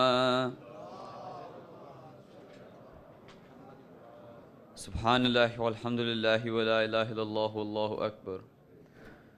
अल्लाहु अकबर, अल्लाहु अकबर, अल्लाह أكبر الله أكبر أشهد أن لا إله إلا شمع جلاؤ اگر حسینی ہو، عمل کی شمع جلاؤ اگر حسینی ہو، اور فروع دین بچاؤ اگر حسینی ہو، فروع دین بچاؤ اگر حسینی ہو، جہاں میں ظلم پہ چھاؤ اگر حسینی ہو، نہ خود ہی کہے یہ حسین والے، زمانہ خود ہی کہے یہ حسین والے ہیں۔ یہ کڑی میں نے کڑی سے کڑی جوڑ دی ہے، لیکن 4 مصرے آپ کی خدمت میں اور اس لیے پڑھ رہا ہوں، صرف اس لیے کہ شعراء کرام کا تخیل اور اس کی پرواز کی بلندی کیا ہے، ان 4 مصروں سے آپ سمجھیے اور ان کا لطف اٹھائیے، بہت ہی احترام، بہت ہی عزت و احترام کے ساتھ میں۔ یہ 4 مصرے ہیں: آپ سے بڑھ کے بہادر تو نہیں ہیں عباس، خطاب ہے مولا کائنات جناب حضرت علی علیہ السلام سے، اللہم صلی علی محمد و آل محمد۔ سے بڑھ کے بہادر تو نہیں ہیں عباس، اپنے بیٹے سے بہرحال بڑے ہو مولا، اپنے بیٹے سے بہرحال بڑے ہو مولا، آپ کا اپنا ہوں، آپ کا اپنا ہوں، اس واسطے پوچھوں گا ضرور، آپ کا اپنا ہوں اس واسطے پوچھوں گا ضرور، کیا کسی جنگ میں پیاسے بھی لڑے ہو مولا، کیا کسی جنگ میں پیاسے بھی لڑے ہو مولا۔ اور انہی 4 مصروں کے ساتھ مزید وقت کو استعمال کرتے ہوئے اور ڈاکٹر صاحب مولانا موصوف کے وقت میں سے تھوڑا سا وقفہ نکالتے ہوئے، میں نہیں چاہتا کہ ان کے بیان میں کسی قسم کی کمی ہو، اس لیے میں جناب ڈاکٹر تقی آبدی صاحب قبلہ سے میں گزارش کرتا ہوں۔ ابھی ڈاکٹر تقی آبدی صاحب کی ایک کتاب کی رونمائی ہوئی تھی، اس فنکشن میں بھی میں شریک ہوا تھا، فیض فہمی کے نام سے وہ کتاب ہے، صلی علی محمد و آل محمد۔ اجازت مومن کرام، ماہ رحمت ہے، اور ابھی ہم مجلس ترحیم سے ابھی قبلہ نے ایک بڑی گفتگو کی جانکنی پر، لیکن ہمارے شعراء کہاں یہ مضمون کو چھوڑتے ہیں۔ انشاءاللہ خواہ انشاء نے ایک شعر کہا ہے، یہ جو جانکنی ہے اس پر کہا ہے کہ ساغر بکفت آید و گفتت بوقت نزع، میرے مولا ہاتھ میں ساغر لے کر آئے میرے آخری وقت، ساغر بکف آید و گفتت بوقت نزع، پنداشتی کہ ساقی کوثر نمی رسد، تو کیا سمجھ رکھا تھا کہ تیری مشکل کے وقت ساقی کوثر نہیں آئے گا؟ تو مومنین کو جو ہے آپ کے درد محسوس نہیں ہوتا، اس وجہ سے کہ ایک تو مولا کی زیارت کرتے ہیں، تو شعراء نے اس کو بڑے خوبصورت طریقے سے، میرا طریقہ یہ ہوتا ہے کہ ہمارے جو عظیم شعراء نے جن کو پڑھا نہیں جاتا مسائل کی وجہ سے، تو میں اپنا وقت کچھ ان کو بھی دیتا ہوں، چاہتا ہوں کہ خدائے سخن، کیونکہ اگر ہم ان کا ذکر نہ کریں، ان کے درجات عالی ہیں، لیکن اگر ان کا ذکر نہ کریں تو شاید انصاف نہ ہو۔ میر تقی میر کے کچھ شعر مولا کی مدح میں، خدائے سخن جو کہتا ہے ہم آسمان سے لائے ہیں ان زمینوں کو، کہ جو معتقد نہیں ہے علی کے کمال کا، لہجہ دیکھیے، جو معتقد نہیں ہے علی کے کمال کا، ہر بال اس کے تن پہ ہے موجب وبال کا،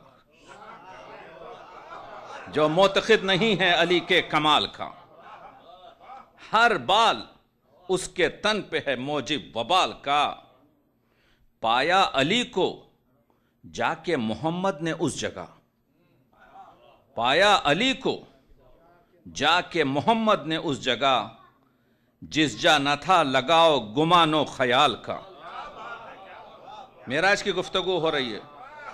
جس جا نہ تھا لگاؤ گمان و خیال کا، اور رکھنا قدم پہ اس کے قدم کب ملک سے ہو. ہم تو چھوڑ دیں، رکھنا قدم پہ اس کے قدم کب ملک سے ہو.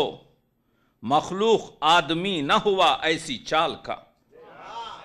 ایسا کوئی تخلیق نہیں کیا گیا، خلق نہیں کیا گیا. مخلوق آدمی نہ ہوا ایسی چال کا.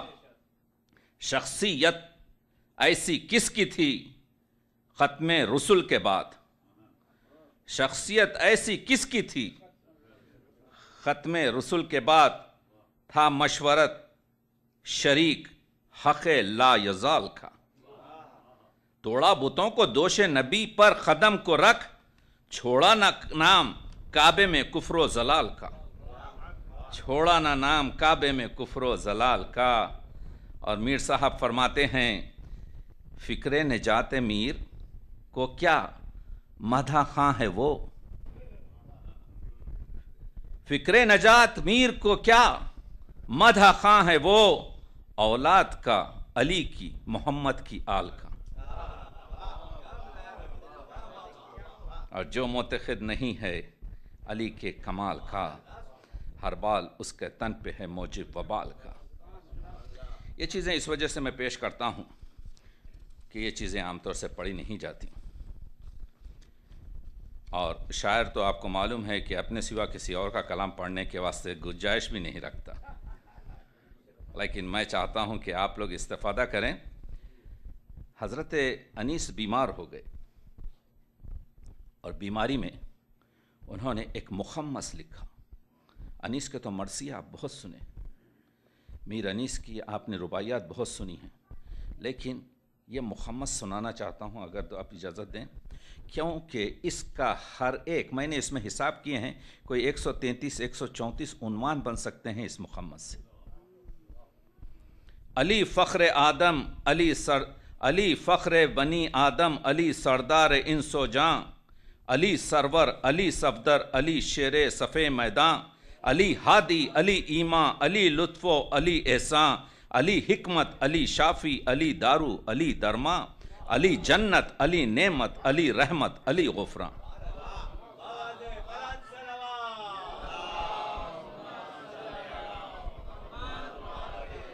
علی واصل، علی فاصل، علی شامل، علی قائل، علی فیضو، علی جودو، علی بزل، علی بازل، علی نوحو، علی کشتی، علی دریا، علی ساحل، علی عالم، علی عادل، علی فاضل، علی کالم، علی افضل، علی مفضل، علی لطفو، علی احسان، علی آقا، علی مولا، علی سید، علی سرور، علی کعبہ، علی قبلہ، علی مسجد، علی منبر، علی طارق، علی طارق، علی افسر، علی زینت، علی زیور، علی نورو، علان انور، علی نورو، علی انور، علی درعو، علی گوہر، علی ساخی، علی کوثر، علی مالک، علی رضوان، علی بحرو، علی معدن، علی برو، علی گلشن، علی فتحو، علی نصرت، علی آرام جانو تن، علی درعا، علی خودو، علی تیغو، علی جوشن، علی محسن، علی احسن، علی حازن، علی محزن، علی مامن، علی مومن، علی آہن، علی ایمان، علی مخبر، علی صادق، علی بینا، علی ساما، علی فائق، علی فاتح، علی مانا، علی قانا، علی امرو، علی نحو، علی حاکم، علی نفع، علی شافع، علی نافع، علی رافع، علی واقع، علی جامع، علی قاطع، علی حجت، علی برہان، علی عیسیٰ، علی موسیٰ، علی خضرو، علی یحییٰ، علی دانا، علی بینا، علی گوہر، علی دریا، علی حاکم، علی عادل، علی جنت، علی توبہ، علی قاضی، علی اقصی، علی مرجع، علی ملجا، علی یاسین، علی طٰہٰ، علی حرزو، علی قرآن، علی سابق، علی صادق، علی ثابت، علی قائد، علی اشرف، علی اعلیٰ، علی ناصر، علی ماجد، علی کافی، علی وافی، علی واجد، علی شاہد، علی واحد، علی زاہد، علی راکع، علی ساجد، علی مرشد، علی ہادی، علی رہبر،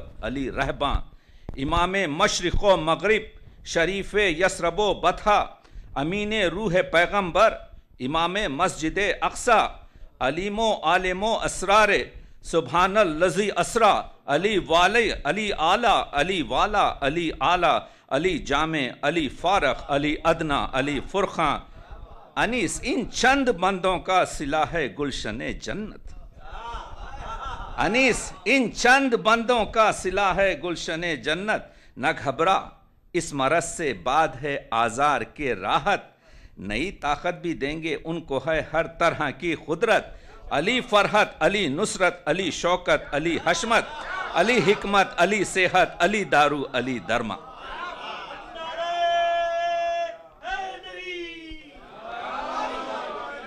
یا اس وجہ سے پڑھ دیا کہ حضرت انیس کی یہ چیزیں پڑھی نہیں جاتی اس وجہ سے کہ جس ایک ٹکڑے کو اٹھا کر آپ ایک پوری تقریر کا عنوان بنا سکتے بس اب 2-3 شعر میرے کہ اس وقت تو امام زماں کو پکار لے ذکر خدا سے پیکر خاکی نکھار لے ذکر خدا سے پیکر خاکی نکھار لے عشق محمدی سے عقیدہ سنوار لے دل میں ولائے آل محمد اتار لے اور اعمال نیک پہلے جبیں پر ابھار لے اور جب عشق تجھ کو محو تماشا قرار دے اس وقت تو امام زماں کو پکار لے ذرا جب عشق تجھ کو محو تماشا قرار دے اس وقت تو امام زماں کو پکار لے تو رہ گزر ہے تیری ہی منزل ہے انتظار تو رہ گزر ہے تیری ہی منزل ہے انتظار تو ہے امین تجھ پہ ہے مالک کا اختیار تیرے امام سے ہے رسولوں کا اعتبار تیرے امام سے ہے رسولوں کا اعتبار کچھ روز اور باقی رہے گا یہ روزگار صورت نہ جب کوئی تیرے دل کو قرار دے اس وقت تو امام زماں کو پکار لے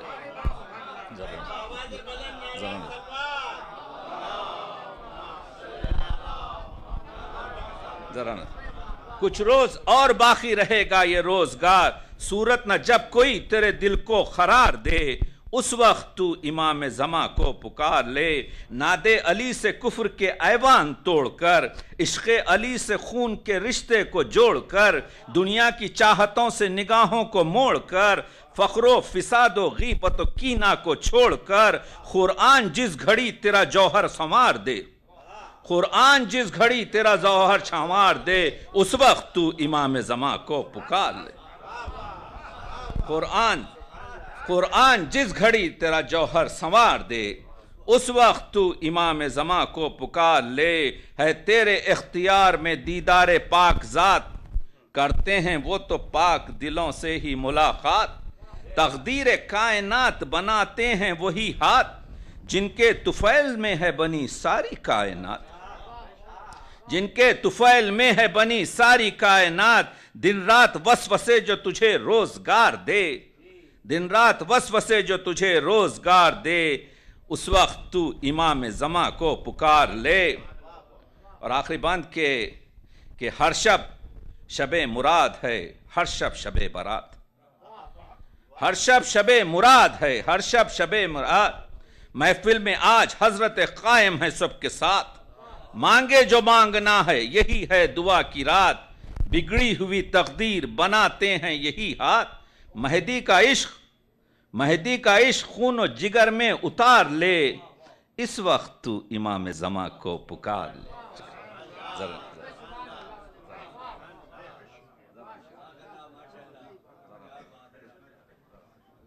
بے حد مشکور و ممنون ہوں میں جناب ڈاکٹر تقی عابدی صاحب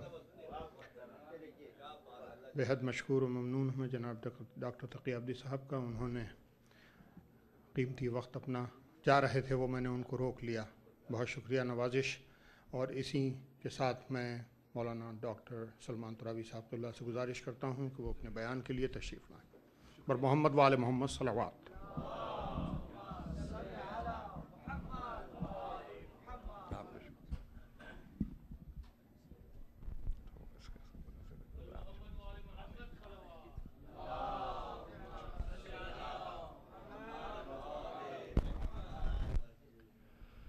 اعوذ باللہ السمیع العلیم من الشیطان اللعین الرجیم بسم اللہ الرحمن الرحیم الحمد للہ الذی ذکرہ شرف للذاکرین وطاعتہ نجاۃ للمطیعین وحمدہ عز للحامدین وشکرہ فوز للشاکرین والصلاة والسلام علی سید الانبیاء والمرسلین ابی القاسم محمد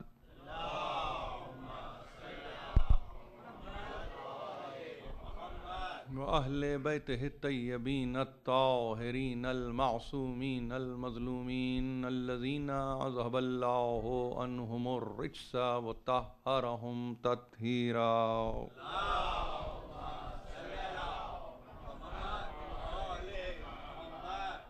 سامعین محترم، یہ سلسلے کی چھٹی تقریر ہے جو آپ کی خدمت میں پیش کی جا رہی ہے. سورہ علق کو عنوان بناتے ہوئے سلسلہ تقاریر بمقام حسینیہ جاری ہے.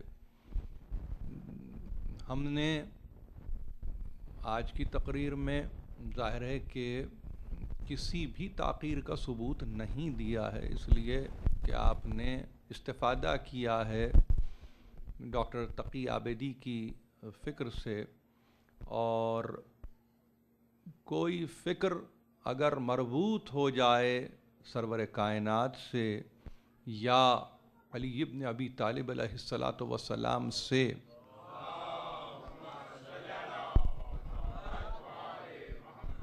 تو ایسی فکر کے نتیجے میں صرف ہونے والا وقت نہ وہ کسی تاخیر کے زمرے میں آتا ہے اور نہ ہی اس میں کوئی ایسی صورت پیدا ہوتی ہے جس سے آپ یہ کہیں کہ وقت کا ضیاع ہوا. حقیقت میں ہم نے وقت کی تنابوں کو روکے رکھا، وقت کی تنابوں کو ہم نے روکے رکھا. یہ ہے قدرت اس ذکر کی، یہ ہے طاقت اس ذکر میں. اور کل کی تقریر سے شاید اسی جملے کے تحت میں مربوط ہو گیا جب میں نے عرض کیا تھا کہ تصور وحی میں اگر انسان زمان و مکان کو منہا نہیں کرے گا تو ایسی صورت میں وحی کا تصور پورے طور پر قائم ہی نہیں ہو سکتا. اسی لیے وہ لغات کو اٹھا کر دیکھیں آپ، جو عربی ہوں یا فارسی ہوں یا وہ یوں سمجھیے کہ مستند اردو لغات ہوں، تو اس میں جب کبھی لفظ وحی کی تعریف کی گئی ہے تو یہی کہا گیا ہے کہ ایک اشارہ سریعہ ہے، ایک ایسا اشارہ جو خفی ہے، ایک ایسا اشارہ جو عبد و معبود کے درمیان ہے، اور ایک ایسا اشارہ جس میں کسی تیسرے کا دخل نہیں ہے. یہ کل کی میری تقریر تھی اور ہم نے اپنے آپ کو گزشتہ کل سے اس انداز سے پیوند کر لیا، پیوست کر لیا کہ اب گفتگو کو ہم آگے کی جانب لے کر جائیں گے. وہ احباب جو مسلسل مجھے سن رہے ہیں، خواہ وہ یہاں آ کر یا انٹرنیٹ پر، ان کے لیے تو کوئی اشکال نہیں ہے، لیکن ظاہر ہے کہ اپنی اپنی مصروفیات کے سبب اگر کوئی ایک روز، 2 روز، ہفتے میں کوئی 3 روز نکال رہا ہے تو وہ بھی محروم نہیں ہے اس لیے کہ میں قرآن سے باہر رہ کر تو گفتگو نہیں کر رہا ہوں. ایسی بات تو نہیں ہے کہ کوئی نئی گفتگو کی جا رہی ہے، قرآن سے ہٹ کر کوئی گفتگو ہو رہی ہے، کوئی میں اپنے فلسفہ فکر و نگاہ کو آپ کی خدمت میں پیش کر رہا ہوں، ایسا نہیں ہے. لیکن ظاہر ہے کہ تسلسل فکر کے ساتھ چونکہ میں اپنی گفتگو پر قائم ہوں، لہٰذا یہ بھی نہیں کر سکتا کہ میں گزشتہ 5 تقاریر کو آج کی محفل میں خلاصتاً بھی بیان کر دوں. ہاں البتہ یہ ضرور ہے کہ کل کی تقریر میں جو سب سے اہم مسئلہ تھا، اور وہ اہم مسئلہ ظاہر ہے کہ صورت وحی کے تعلق سے تھا، الگ کے عنوان پر گفتگو کرتے ہوئے اگر مبادیات پر انسان کی نگاہ نہ ہو اور انسان اگر یہ سوچنے پر آمادہ ہو جائے کہ لفظ اقرا کی کیا تعریف ہوگی، لفظ قلق کی کیا تعریف ہوگی، لفظ قلم کی کیا تعریف ہوگی، تو ایسی صورت میں اگر آپ یہ کوشش کرتے بھی ہیں تو وہ مساعی آپ کی مشکور اس لیے نہیں ہوتی کہ آپ یہ جانتے ہی نہیں کہ اس کی بنیاد کیا ہے۔ مسلمانوں کے ایک بڑے طبقے نے اس غلطی کو نہ صرف یہ کہ گزشتہ زمانے میں رکھا بلکہ اب بھی اسے جاری رکھے ہوئے ہیں، اور جب کبھی سورہ علق کا تذکرہ آتا ہے یوں سمجھیے کہ عادتاً یا یوں سمجھیے کہ تاریخاً وہ اس بات کے لیے آمادہ ہو جاتے ہیں کہ فوری طور پر اس سورے کے تعلق سے گفتگو شروع ہو جائے، وگرنہ جیسا میں عرض کر رہا ہوں گزشتہ تقاریر میں، آج پھر اتنی بات دہراتا ہوں کہ یہ سورہ تقاضا کرتا ہے کہ آپ سب سے پہلے اس کیفیت کو جانیں جسے آپ وحی کہتے ہیں، اس صورت کو جانیں جسے آپ وحی کہتے ہیں من جانب اللہ۔ میں القاء کی بات نہیں کرتا، میں الہام کی بات نہیں کرتا، میں خواب کی بات نہیں کرتا، میں خیال کی بات نہیں کرتا، میں لفظ وحی پر گفتگو کرتے ہوئے صرف گزارش یہ کر رہا ہوں جب تک مقدمے کو آپ مضبوط نہ کر لیں اس وقت تک آپ کسی صورت بھی اس قابل نہیں ہوں گے کہ پورے طور پر الق کے معانی کو، مفاہیم کو بین طور پر پیش کر سکیں، روشن طور پر پیش کر سکیں، عیاں پیش کر سکیں۔ یہ کیفیت اس لیے ضروری ہے کہ میں نے جیسے عرض کیا کہ بیشتر ہمارے مسلم مفکرین نے جب کبھی وحی کے مبدا کی گفتگو کی ہے یا بدع الوحی کی گفتگو کی ہے یا آغاز وحی کی گفتگو کی ہے تو انہوں نے ہر موقع پر ایک ایسی صورت کو آپ کے سامنے پیش کر دیا کہ جہاں لغت یا لغات تو یہ کہہ رہے ہیں کہ یہ اشارہ ہے جو دو کے درمیان ہے، تیسرا اس سے نا آشنا ہے، نا واقف ہے، اور کیفیت یہ ہے کہ جب سلسلہ محدثین کے حوالے ہوتا ہے، مورخین کے حوالے ہوتا ہے، تو وہ لمحہ جو لمحہ غیر موجود ہے اس کو نہ صرف یہ کہ قائم کیا جاتا ہے بلکہ اس لمحے کو کھول کر بیان کیا جاتا ہے، اس لمحے میں ہونے والے واقعات کو واقعاتی شکل دے کر آپ تک پہنچانے کی کوشش کی جاتی ہے۔ کیا یہ مسلمانوں کی کوئی خدمت ہے جسے وہ مسلسل کر رہے ہیں؟ کیا وہ صورت وحی کو کسی ایسی منزل پر لانا چاہتے ہیں کہ عام فہم ذہن بھی اس تک پہنچ اختیار کر لے، رسائی ہو جائے؟ یہ کوئی خدمت ہے یا خود مسلمان کسی زحمت میں مبتلا ہو رہا ہے؟ اس فکر کو سمجھنے کی ضرورت ہے، اس کو جاننے کی ضرورت ہے۔ اگر آپ سورس کو تلاش کر رہے ہیں اور سورس اگر یہ طے ہو ہی چکی ہے کہ وہ وحی ہے جو اللہ کی جانب سے ہے، تو اس پر اتنی گفتگو کرنا اور ایسی گفتگو کرنا جو فی زمانہ ہی نہیں بلکہ کسی دور میں بھی ناقابل قبول ہو جاتی ہو، تو کیا اس کو آپ خدمت کہیں گے؟ اس کو آپ اپنے علم و معرفت میں اضافے کا باعث کہیں گے؟ آخر آپ کیا کہیں گے؟ یہ سمجھنے کی ضرورت ہے۔ اس لیے ان تقاریر میں نے ابھی تک علق کی پہلی آیت پر بھی اپنے آپ کو نہیں پایا، اس لیے کہ جب تک ہماری بنیاد استوار نہ ہو جائے، بنیاد مضبوط نہ ہو جائے، ہم اس وقت تک آگے بڑھنے کے تعلق سے متحمل ہو ہی نہیں سکتے۔ اس لیے اگر آپ کل کی تقریر کو یا اس سے پہلے کی تقاریر کو دیکھیں تو میں نے یہ کہا ہے کہ ہمارے پاس اس مسئلے کو ریزالو نہیں کیا ہے بلکہ اس مسئلے کو بیان کیا ہے۔ یہ مسئلہ ریزالو کرنے والا مسئلہ نہیں ہے، یہ حقیقتاً بیان کرنے والا مسئلہ ہے۔ تو ہمارے پاس صاحبان عصمت و عفت نے اسے بیان کیا ہے۔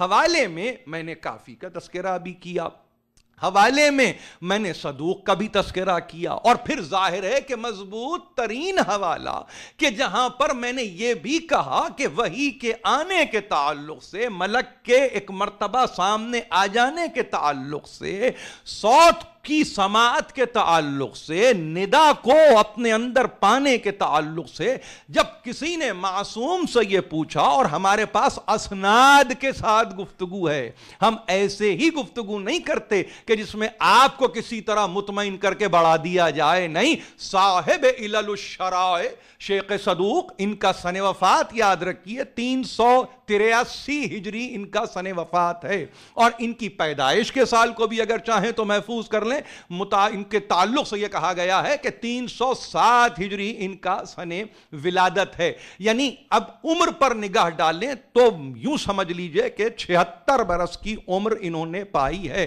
شیخ صدوق کون ہے؟ مرجع اول ہیں آپ کے پاس اگر آغاز مرجعیت کا ہوتا ہے تو اس میں صدوق کو آپ فراموش نہیں کر سکتے. جیسے سلسلہ انبیاء میں ابو البشر آدم ہیں، بعین ہی سلسلہ مرجعیت میں صدوق مرجع اول ہیں.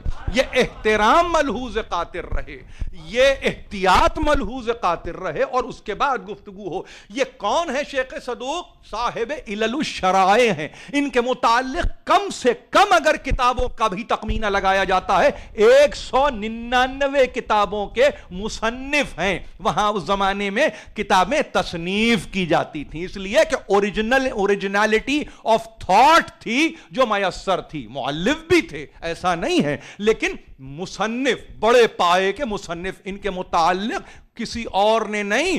علامہ مجلسی کون؟ علامہ باقر مجلسی کی بات کر رہا ہوں، جنہیں ملا باقر مجلسی بھی کہا جاتا ہے. صاحب بہار الانوار.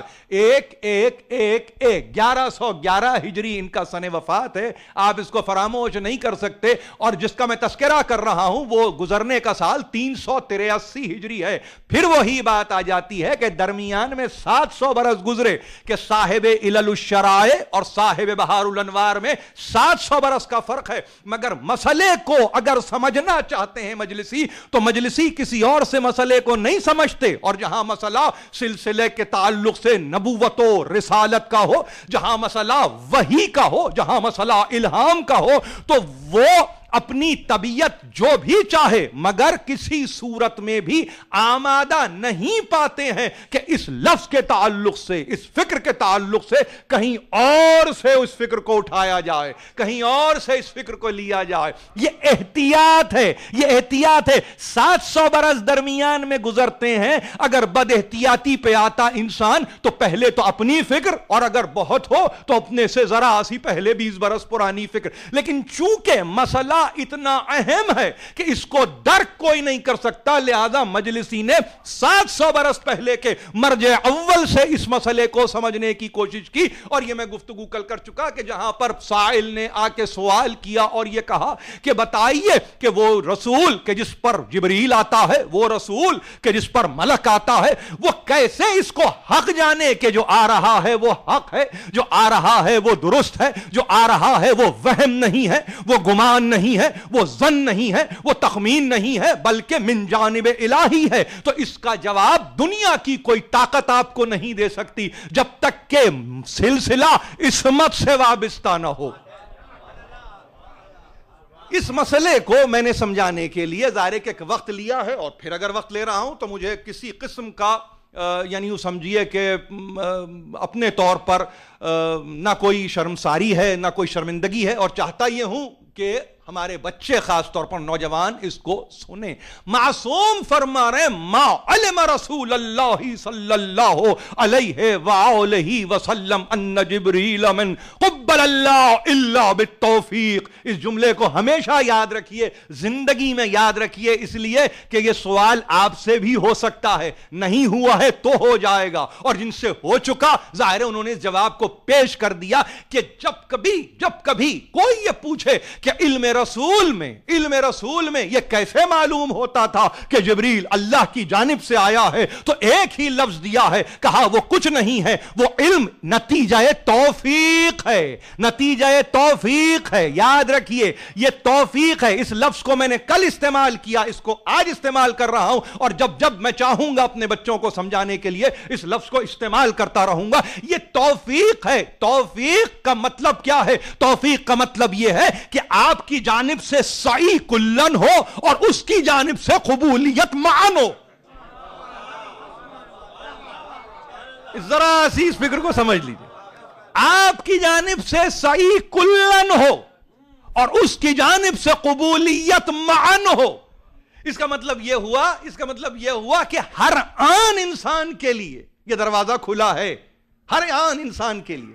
اب اگر پیغمبر کے لیے جس کے لیے وہی صورت ہدایت ہے، یہ بات کو ذرا غور سے سنیے، پیغمبر جس کے لیے وہی صورت ہدایت ہے، ریویلیشن جس کا انگریزی ترجمہ ہے، وہاں پر جب توفیق کا تذکرہ آتا ہے تو اس کا مطلب یہ ہے کہ دنیا کے جتنے بھی بڑے بڑے عقلاء گزرے ہوں اور وہ یہ کہتے ہوں کہ علم یوں آیا اور علم اس طرح سے آیا، علم بالحواس تھا، علم بالعقل تھا، علم بالقلب تھا، جو چاہے وہ کہیں، لیکن معصوم اپنی تمام تر حکمتوں کے ساتھ ایک لفظ کو دے رہا ہے، اور وہ لفظ یہ ہے کہ یہ توفیق ہے جس کے نتیجے میں معرفت ہے. یعنی توفیق آپ کو معرفت کی بلندیوں پر لے جاتی ہے. آپ ایک خاطی بشر ہیں، ملتے ہیں آپس میں، توفیقات الہی کے طالب رہتے ہیں فقط اس لیے کہ معرفت بلندیوں پر جائے، سمجھنے کی طاقت میں اضافہ ہو جائے. لیکن جہاں پر جینرک ٹرمز میں کہے الا بالتوفیق، وہ نہیں جانتا مگر یہ کہ توفیق کے نتیجے میں، تو اب کس کی مجال ہے کہ وہ سرکار رسالت مآب کے تعلق سے ان کی توفیقات کا خلاصہ یا ان کی توفیقات کو بیان کرنے کی ہمت کرے، اس لیے کہ یہ مابین عبد و معبود ہے، اس میں تیسرا نہیں ہے، اس میں درمیان میں کوئی نہیں آتا، اس میں کوئی بھی نہیں آتا. چلیے اور سنیے، اس کو ہم اور یوں سمجھیے کہ اپنے ہی جملے کو میں اور سخت کر لوں، اس کے درمیان کوئی بھی نہیں آتا. جب کوئی بھی نہیں آتا تو مجھے حیرانی یہ ہے جو آتا ہے وہ کس بلبوتے پہ آتا ہے، جو بیان کرتا ہے وہ کس برتے پہ بیان کرتا ہے. فقط ایک صورت ہے، وہ سن لیجئے، اور وہ کیا صورت ہے؟ ایک صورت ہے، اور گنجائش کی ایک صورت مسلمانوں نے نکالی اپنے تعلق سے اور اپنے نبی کے تعلق سے، اور وہ لفظ ہے بشر. میں اس پر ذرا چاہوں گا کہ آپ ذرا سی توجہ کیجئے. آج ایک گنجائش، یعنی توفیق میں گنجائش نہیں تھی، وحی کے تعلق سے گنجائش نہیں تھی، الہام کے تعلق سے گنجائش نہیں تھی، القاء کے تعلق سے گنجائش نہیں تھی، رویت فی المنام کے تعلق سے گنجائش نہیں تھی. اب جو گنجائش نکلی تو لفظ بشر کے تعلق سے نکلی. اس لفظ بشر کو یوں سمجھ کر یا یہ سمجھ کر کہ ہم بھی تو جامع بشریت میں ہیں، لہذا اپنے آپ کو آمادہ کیا اور انسان ایک حق لے کے کھڑا ہو گیا، اور وہ حق یہ کہ وہ بھی بشر، میں بھی بشر.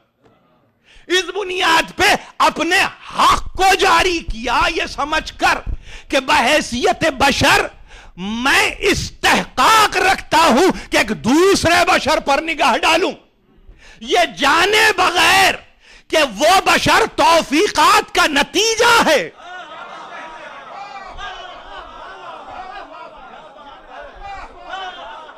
اس بشر کا ثمر توفیقات ہے. آپ نے اس کو تو ہٹایا، آپ نے اس کو تو، یعنی جو کمپوننٹ ہے آپ نے اسی کو ہٹا دیا، اس کو الگ کر دیا، اور یہ کہ بیٹے بشر. وہاں کیفیت یہ کہ وہ اشارہ سریہ یا وہ اشارہ قفیہ جو آنے واحد، کل کی تقریر اگر آپ کو یاد ہے، یہ لفظ صرف اردو کا ہے اس لیے استعمال کر رہا ہوں اور سمجھانے کے لیے، ورنہ آنے واحد بھی کوئی اصطلاح نہیں ہے وحی میں، آنے واحد بھی کوئی اصطلاح نہیں ہے. میں نے عرض کر دیا ہے، میں نہیں دہراتا. ایک لمحے میں، وہ لمحہ جس کا احاطہ ہی نہیں کیا جا سکتا، وہ لمحہ جس کو کاؤنٹ نہیں کیا جا سکتا، وہ لمحہ جس کی تختی نہیں کی جا سکتی، وہ لمحہ جس کو بیان نہیں کیا جا سکتا، ایک ایسے لمحے میں جس کا رشتہ قائم ہو جائے اور نتیجے میں کہنے والا یہ کہے کہ توفیقات کا ثمر ہے وہ لمحہ.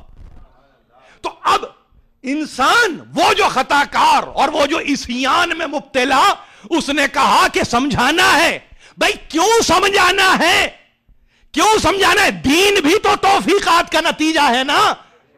اس کو سمجھانے کی ضرورت کیا ہے کہ سمجھا کے لاؤ گے؟ نہیں، جب تک کہ توفیقات شامل نہ رہے. ہم نے ان مجلسوں میں کتنوں کو سمجھا کے بلایا، خود آئے، توفیق کا دروازہ کھلا، داخل دربار ہو گئے.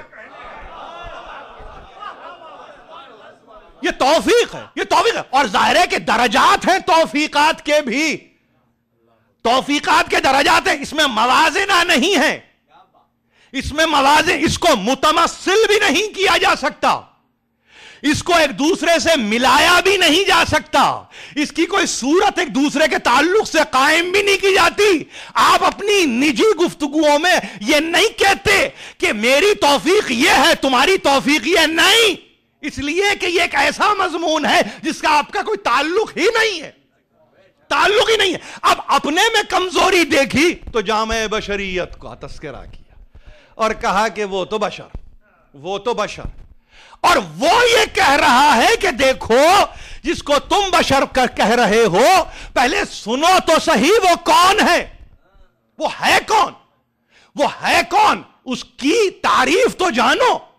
ما کان لبشر ان یکلمہ اللہ الا وحیا او من وراء حجاب او یرسل رسولا فیوحی باذنہ ما یشاء انہ علی حکیم. یہ سورہ شورا. اس کی ظاہر ہے کہ اس آیت کو مجھے پڑھنا انتہائی ضروری ہے، اگر نہ پڑھوں تو یہ معنی آپ پر آشکار نہیں ہوتے، آشکار نہیں ہوتے.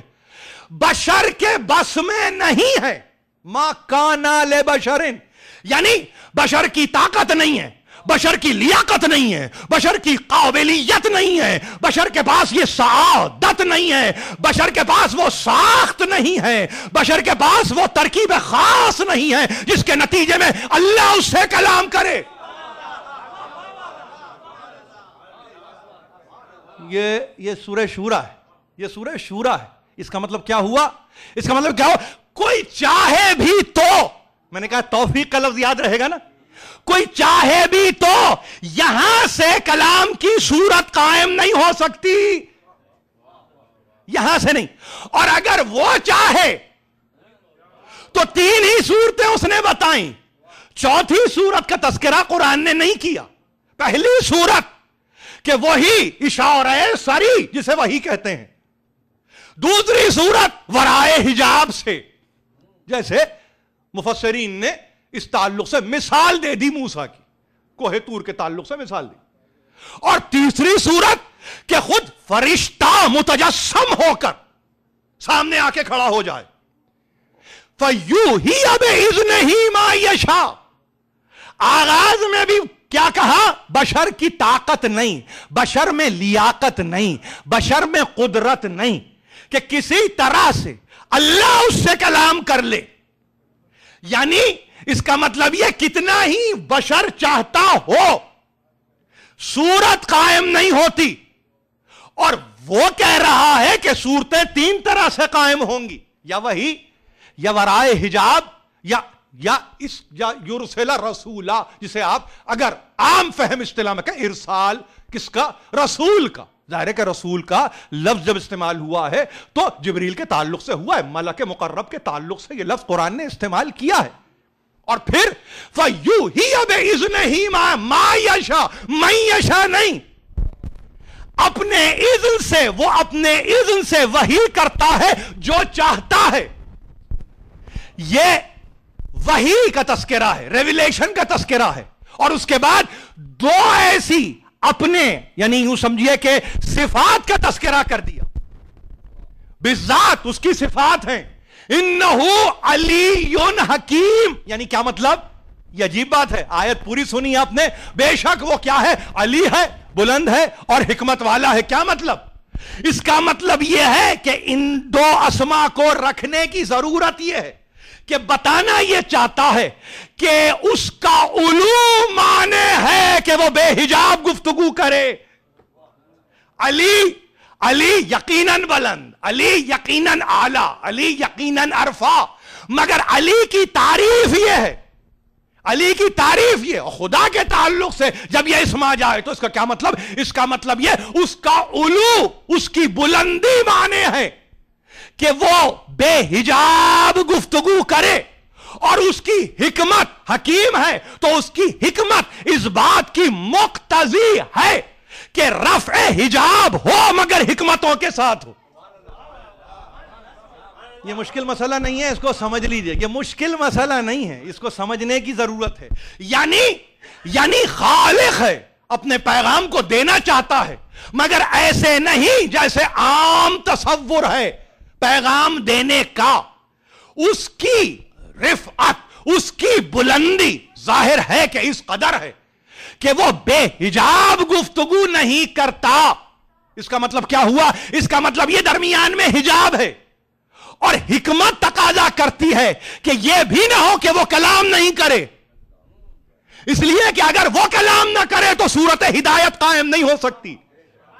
اس کا مطلب یہ حکمت تقاضا کرتی ہے کہ گفتگو کرے, رفع حجاب ہو مگر اس تہذیب کے ساتھ ہو جس کی صورتیں تین ہی بتائی ہیں, یا وحی کی صورت میں, یا ورائے حجاب سے, یا فرشتے کو بھیج کر, ملک کو بھیج کر.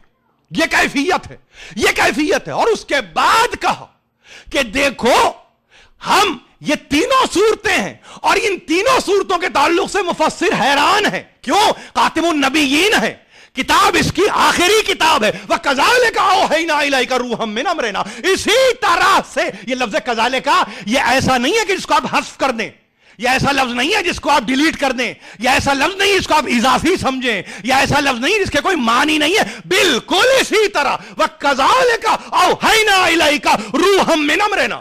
اور بالکل اسی طرح سے اب وہ وحی کی صورت ہو جو اشارہ سری ہو, اب وہ ورائے حجاب ہو جو ایک صورت وحی ہے, یا وہ ملک کو بھیج کر جو بھی کہیں وَكَذَلِكَ أَوْحَيْنَا إِلَيْكَ رُوحًا مِّنْ أَمْرِنَا. اسی طرح سے ہم نے وحی کی ہے اپنے امر کی روح کو, اپنے امر کو, اپنی روح کو جو حکم کا درجہ رکھتی ہے تمہاری طرف ہے حبیب. وَكَذَلِكَ أَوْحَيْنَا إِلَيْكَ رُوحًا مِّنْ أَمْرِنَا مَا كُنْتَ تَدْرِي مَا الْكِتَابُ وَلَا الْإِيمَانُ وَلَكِنْ جَعَلْنَاهُ نُورًا نَهْدِي بِهِ مَن نَّشَاءُ مِنْ عِبَادِنَا. یاد رکھو یہ تینوں طریقے, یہ جتنے بھی طریقے ہیں, ظاہر ہے کہ ہم نے ان سارے طریقوں سے تم تک وحی کو پہنچایا ہے, اپنے کلام کو پہنچایا ہے. اور اس کے بعد یاد رکھو, ایک بات یاد رکھو, وہ دنیا جو بشر کہتی ہے وہ سن لے, وہ سن لے, یہ نور ہے, نور ہدایت جو تم تک پہنچ رہا ہے. کوئی اگر یہ کہے ہم جیسا ہے تو ان تک نور ہدایت نہیں پہنچتا.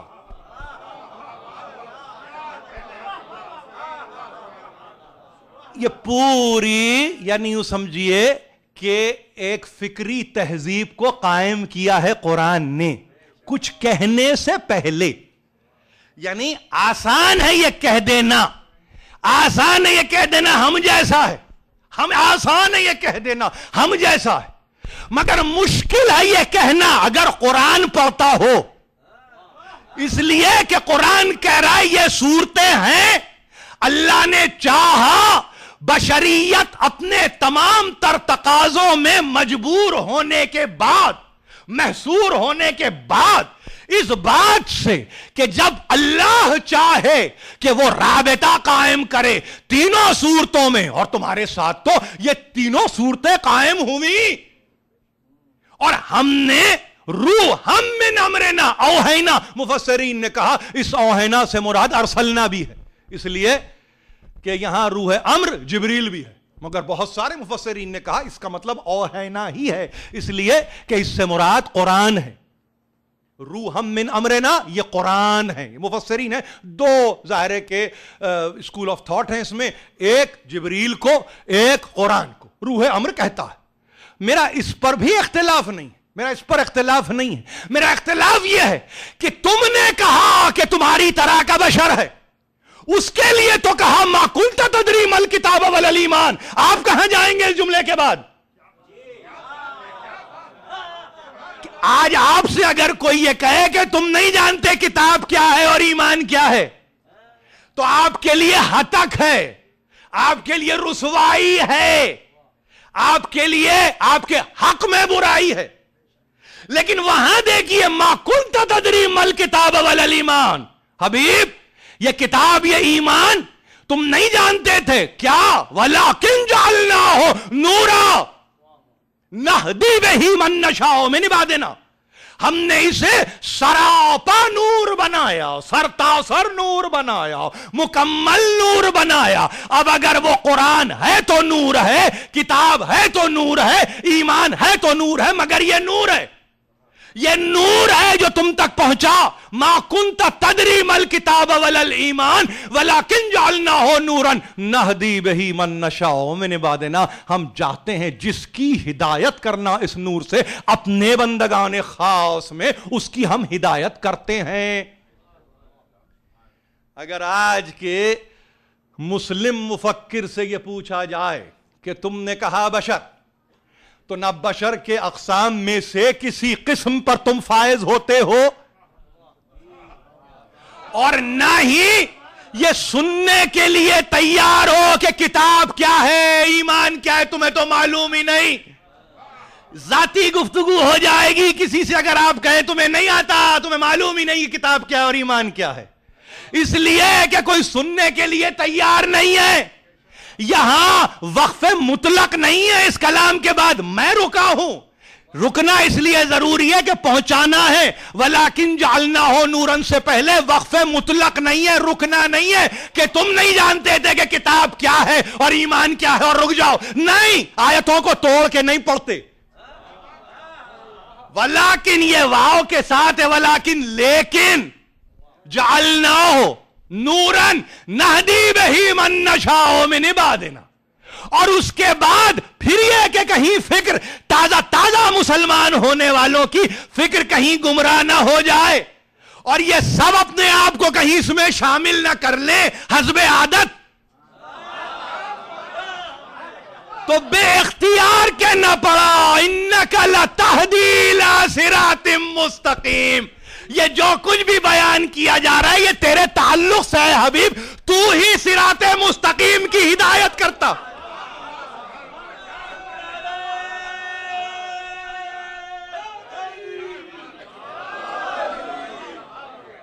آپ سمجھ رہے ہیں؟ اس گفتگو کو اتنا سمجھ لیجئے کہ ہمارے پاس جب ذرا سا احتراز کیا جاتا ہے اس لفظ بشر کے تعلق سے، اور خاص طور پر in conjunction to the holy prophet، تو ہم کبھی بھی اپنے آپ کو کہیں کسی ایسے درجے پر لا کے نہیں کھڑا کرتے کہ جس کے تعلق سے کوئی ہم پر ہاتھ اٹھائے یا انگلی بڑھائے اور یہ کہے تم بھی تو یہ کہتے، نہیں، یقیناً بشریت کا جامع پہنے ہوئے ہیں، مگر ایسی بشریت کا کیا کروں کہ جس کے تعلق سے قرآن گواہ بن جائے، اور ان ذہنوں کو جو کند ذہن ہیں، جو کوڑ مغز ہیں، ان سے یہ کہہ دو نا تم ان کو اے حبیب، قل انما انا بشر مثلکم یوحی الی۔ ان ذہنوں کو جو تمہارے طرف سے بڑے پریشان رہتے ہیں، حیران رہتے ہیں، تمہارے تعلق سے بڑے سرگرداں رہتے ہیں کہ تم کون ہو، ہم کون ہیں، ہمارا تم سے تعلق کیسے بنے گا، جب تک بشریت کامن نہیں ہوگی ہمارا تم سے کیسے تعلق بن سکتا ہے؟ بھائی بشر ہی تو ہے، ملک تو نہیں ہے نا، بشر ہی تو ہے۔ بس اس میں یہ کہا دیکھو اس خاص خیال کو سامنے رکھو اور تم ہی ان سے کہو۔ ہم نے تو کہہ دیا ہم کس طرح سے چنتے ہیں اپنے بندہ خاص کو، لیکن تم ان کو بتا دو کہ میں تمہاری طرح کا بشر ہوں۔ قل انما انا بشر مثلکم یوحی الی، مثلکم اور یوحا کے درمیان وقف نہیں ہے، سکتہ نہیں ہے، کوئی رموز اوقاف میں کوئی رمز نہیں ہے، رکنے کی کوئی سند نہیں ہے، رکنا یقینی نہیں ہے، بے یقینی واقع عالم میں تو رک سکتا ہے، لیکن یقین کے عالم میں کوئی نہیں رکتا جب تک کہ یوحی الیہ نہ کہہ دے۔ اس یقین کے عالم کو اگر ملاحظہ فرمائیں تو آپ یہ دیکھیں گے کہ وہ جو کہہ رہا ہے کہ تمہاری طرح کا ہوں، اس پر کل کی گفتگو کروں گا، اس تمثیل پر، اور جس طرح سے اس کو متمثل کیا ہے اس پر، اس مثل کے لفظ پر، اس لفظ مثال پر کل کی تقریر۔ لیکن آج صرف یہ کہنا چاہتا ہوں کہ یوحی الیہ کیا، انما الہکم الہ واحد، مجھ پر وحی آئی ہے، مجھ پر وحی آئی ہے۔ اب وہ اشارہ خفی ہو اشارہ سری ہو، ورائے حجاب ہو، بے اختیار ہو، جبریل کو بھیج کر ہو، ملک کو داخل دربار کر کے ہو، ایک پیغام ہے، انما الہکم الہ واحد، تم سب کا الہ ایک ہے۔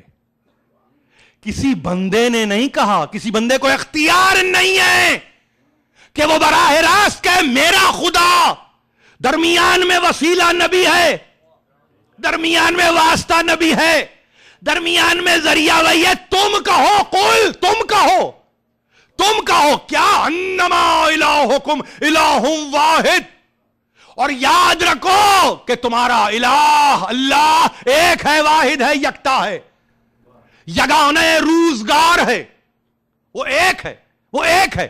اور پھر یہی نہیں، فمن کان یرجو لقاء ربہ فلیعمل عملا صالحا، اب اگر کوئی امیدوار ہے، کوئی تمنا رکھتا ہے لقاء رب کی، اب دیکھیے سورت ہے، یہ سورت ہے، تو اس کے لیے کیا لازم ہے؟ فلیعمل عملا صالحا، تو اس کے لیے کیا ضروری ہے؟ اس کے لیے ضروری یہ ہے کہ وہ صالحات کو بجا لائے، سیئات سے اجتناب کرے، منکرات سے دور رہے، اور اس کا عالم یہ ہے کہ نہ صرف یہ ہے کہ وہ اعمال صالحہ بجا لائے، بلکہ ہر آن وہ بشر جو درمیان میں رہا ہے، کسی بھی لمحے اس احسان کو فراموش نہ کرے کہ جس احسان کے نتیجے میں اس نے ایک خاطی کو خالق سے ملا دیا۔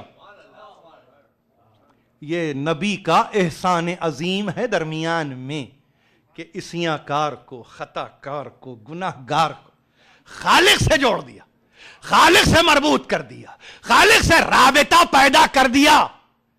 کوئی دور ہو، قرآن ہر دور کے لیے، آخری جملہ، کوئی دور ہو، کسی بھی دور میں قرآن پڑھا جائے گا، یہ وسیلہ منہا نہیں ہو سکتا، یہ ذریعہ منہا نہیں ہو سکتا، گو کہ طاقت اتنی دی گئی کہ تم کہو، حبیب سے کہلوایا، بندوں سے پڑھوا رہا ہے، حبیب سے کہا تم کہو، اولین مخاطب وہ رہا، مگر یہاں حفاظ ہو کے قاری، طلاب ہو کے عالم، سب پڑھتے ہیں، خلق و منہا کیے بغیر پڑھتے ہیں، اور یہ کہتے ہیں کہ اس سنت میں ہم شامل ہیں، جو طریقہ آپ کا تھا اس طریقے میں ہم شامل ہیں، تو طریقے سے طریقہ دکھانے والے کو، راستہ دکھانے والے کو، صراط مستقیم کی ہدایت کرنے والے کو نکال نہیں سکتے۔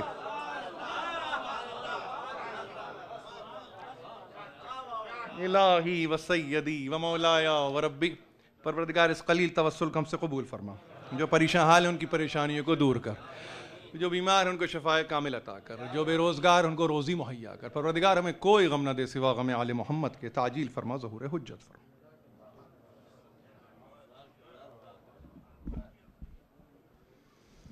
اور آخر میں سب مل کر کے بہت بہت درود و سلام کے بعد دعائے سلامتی امام زمانہ۔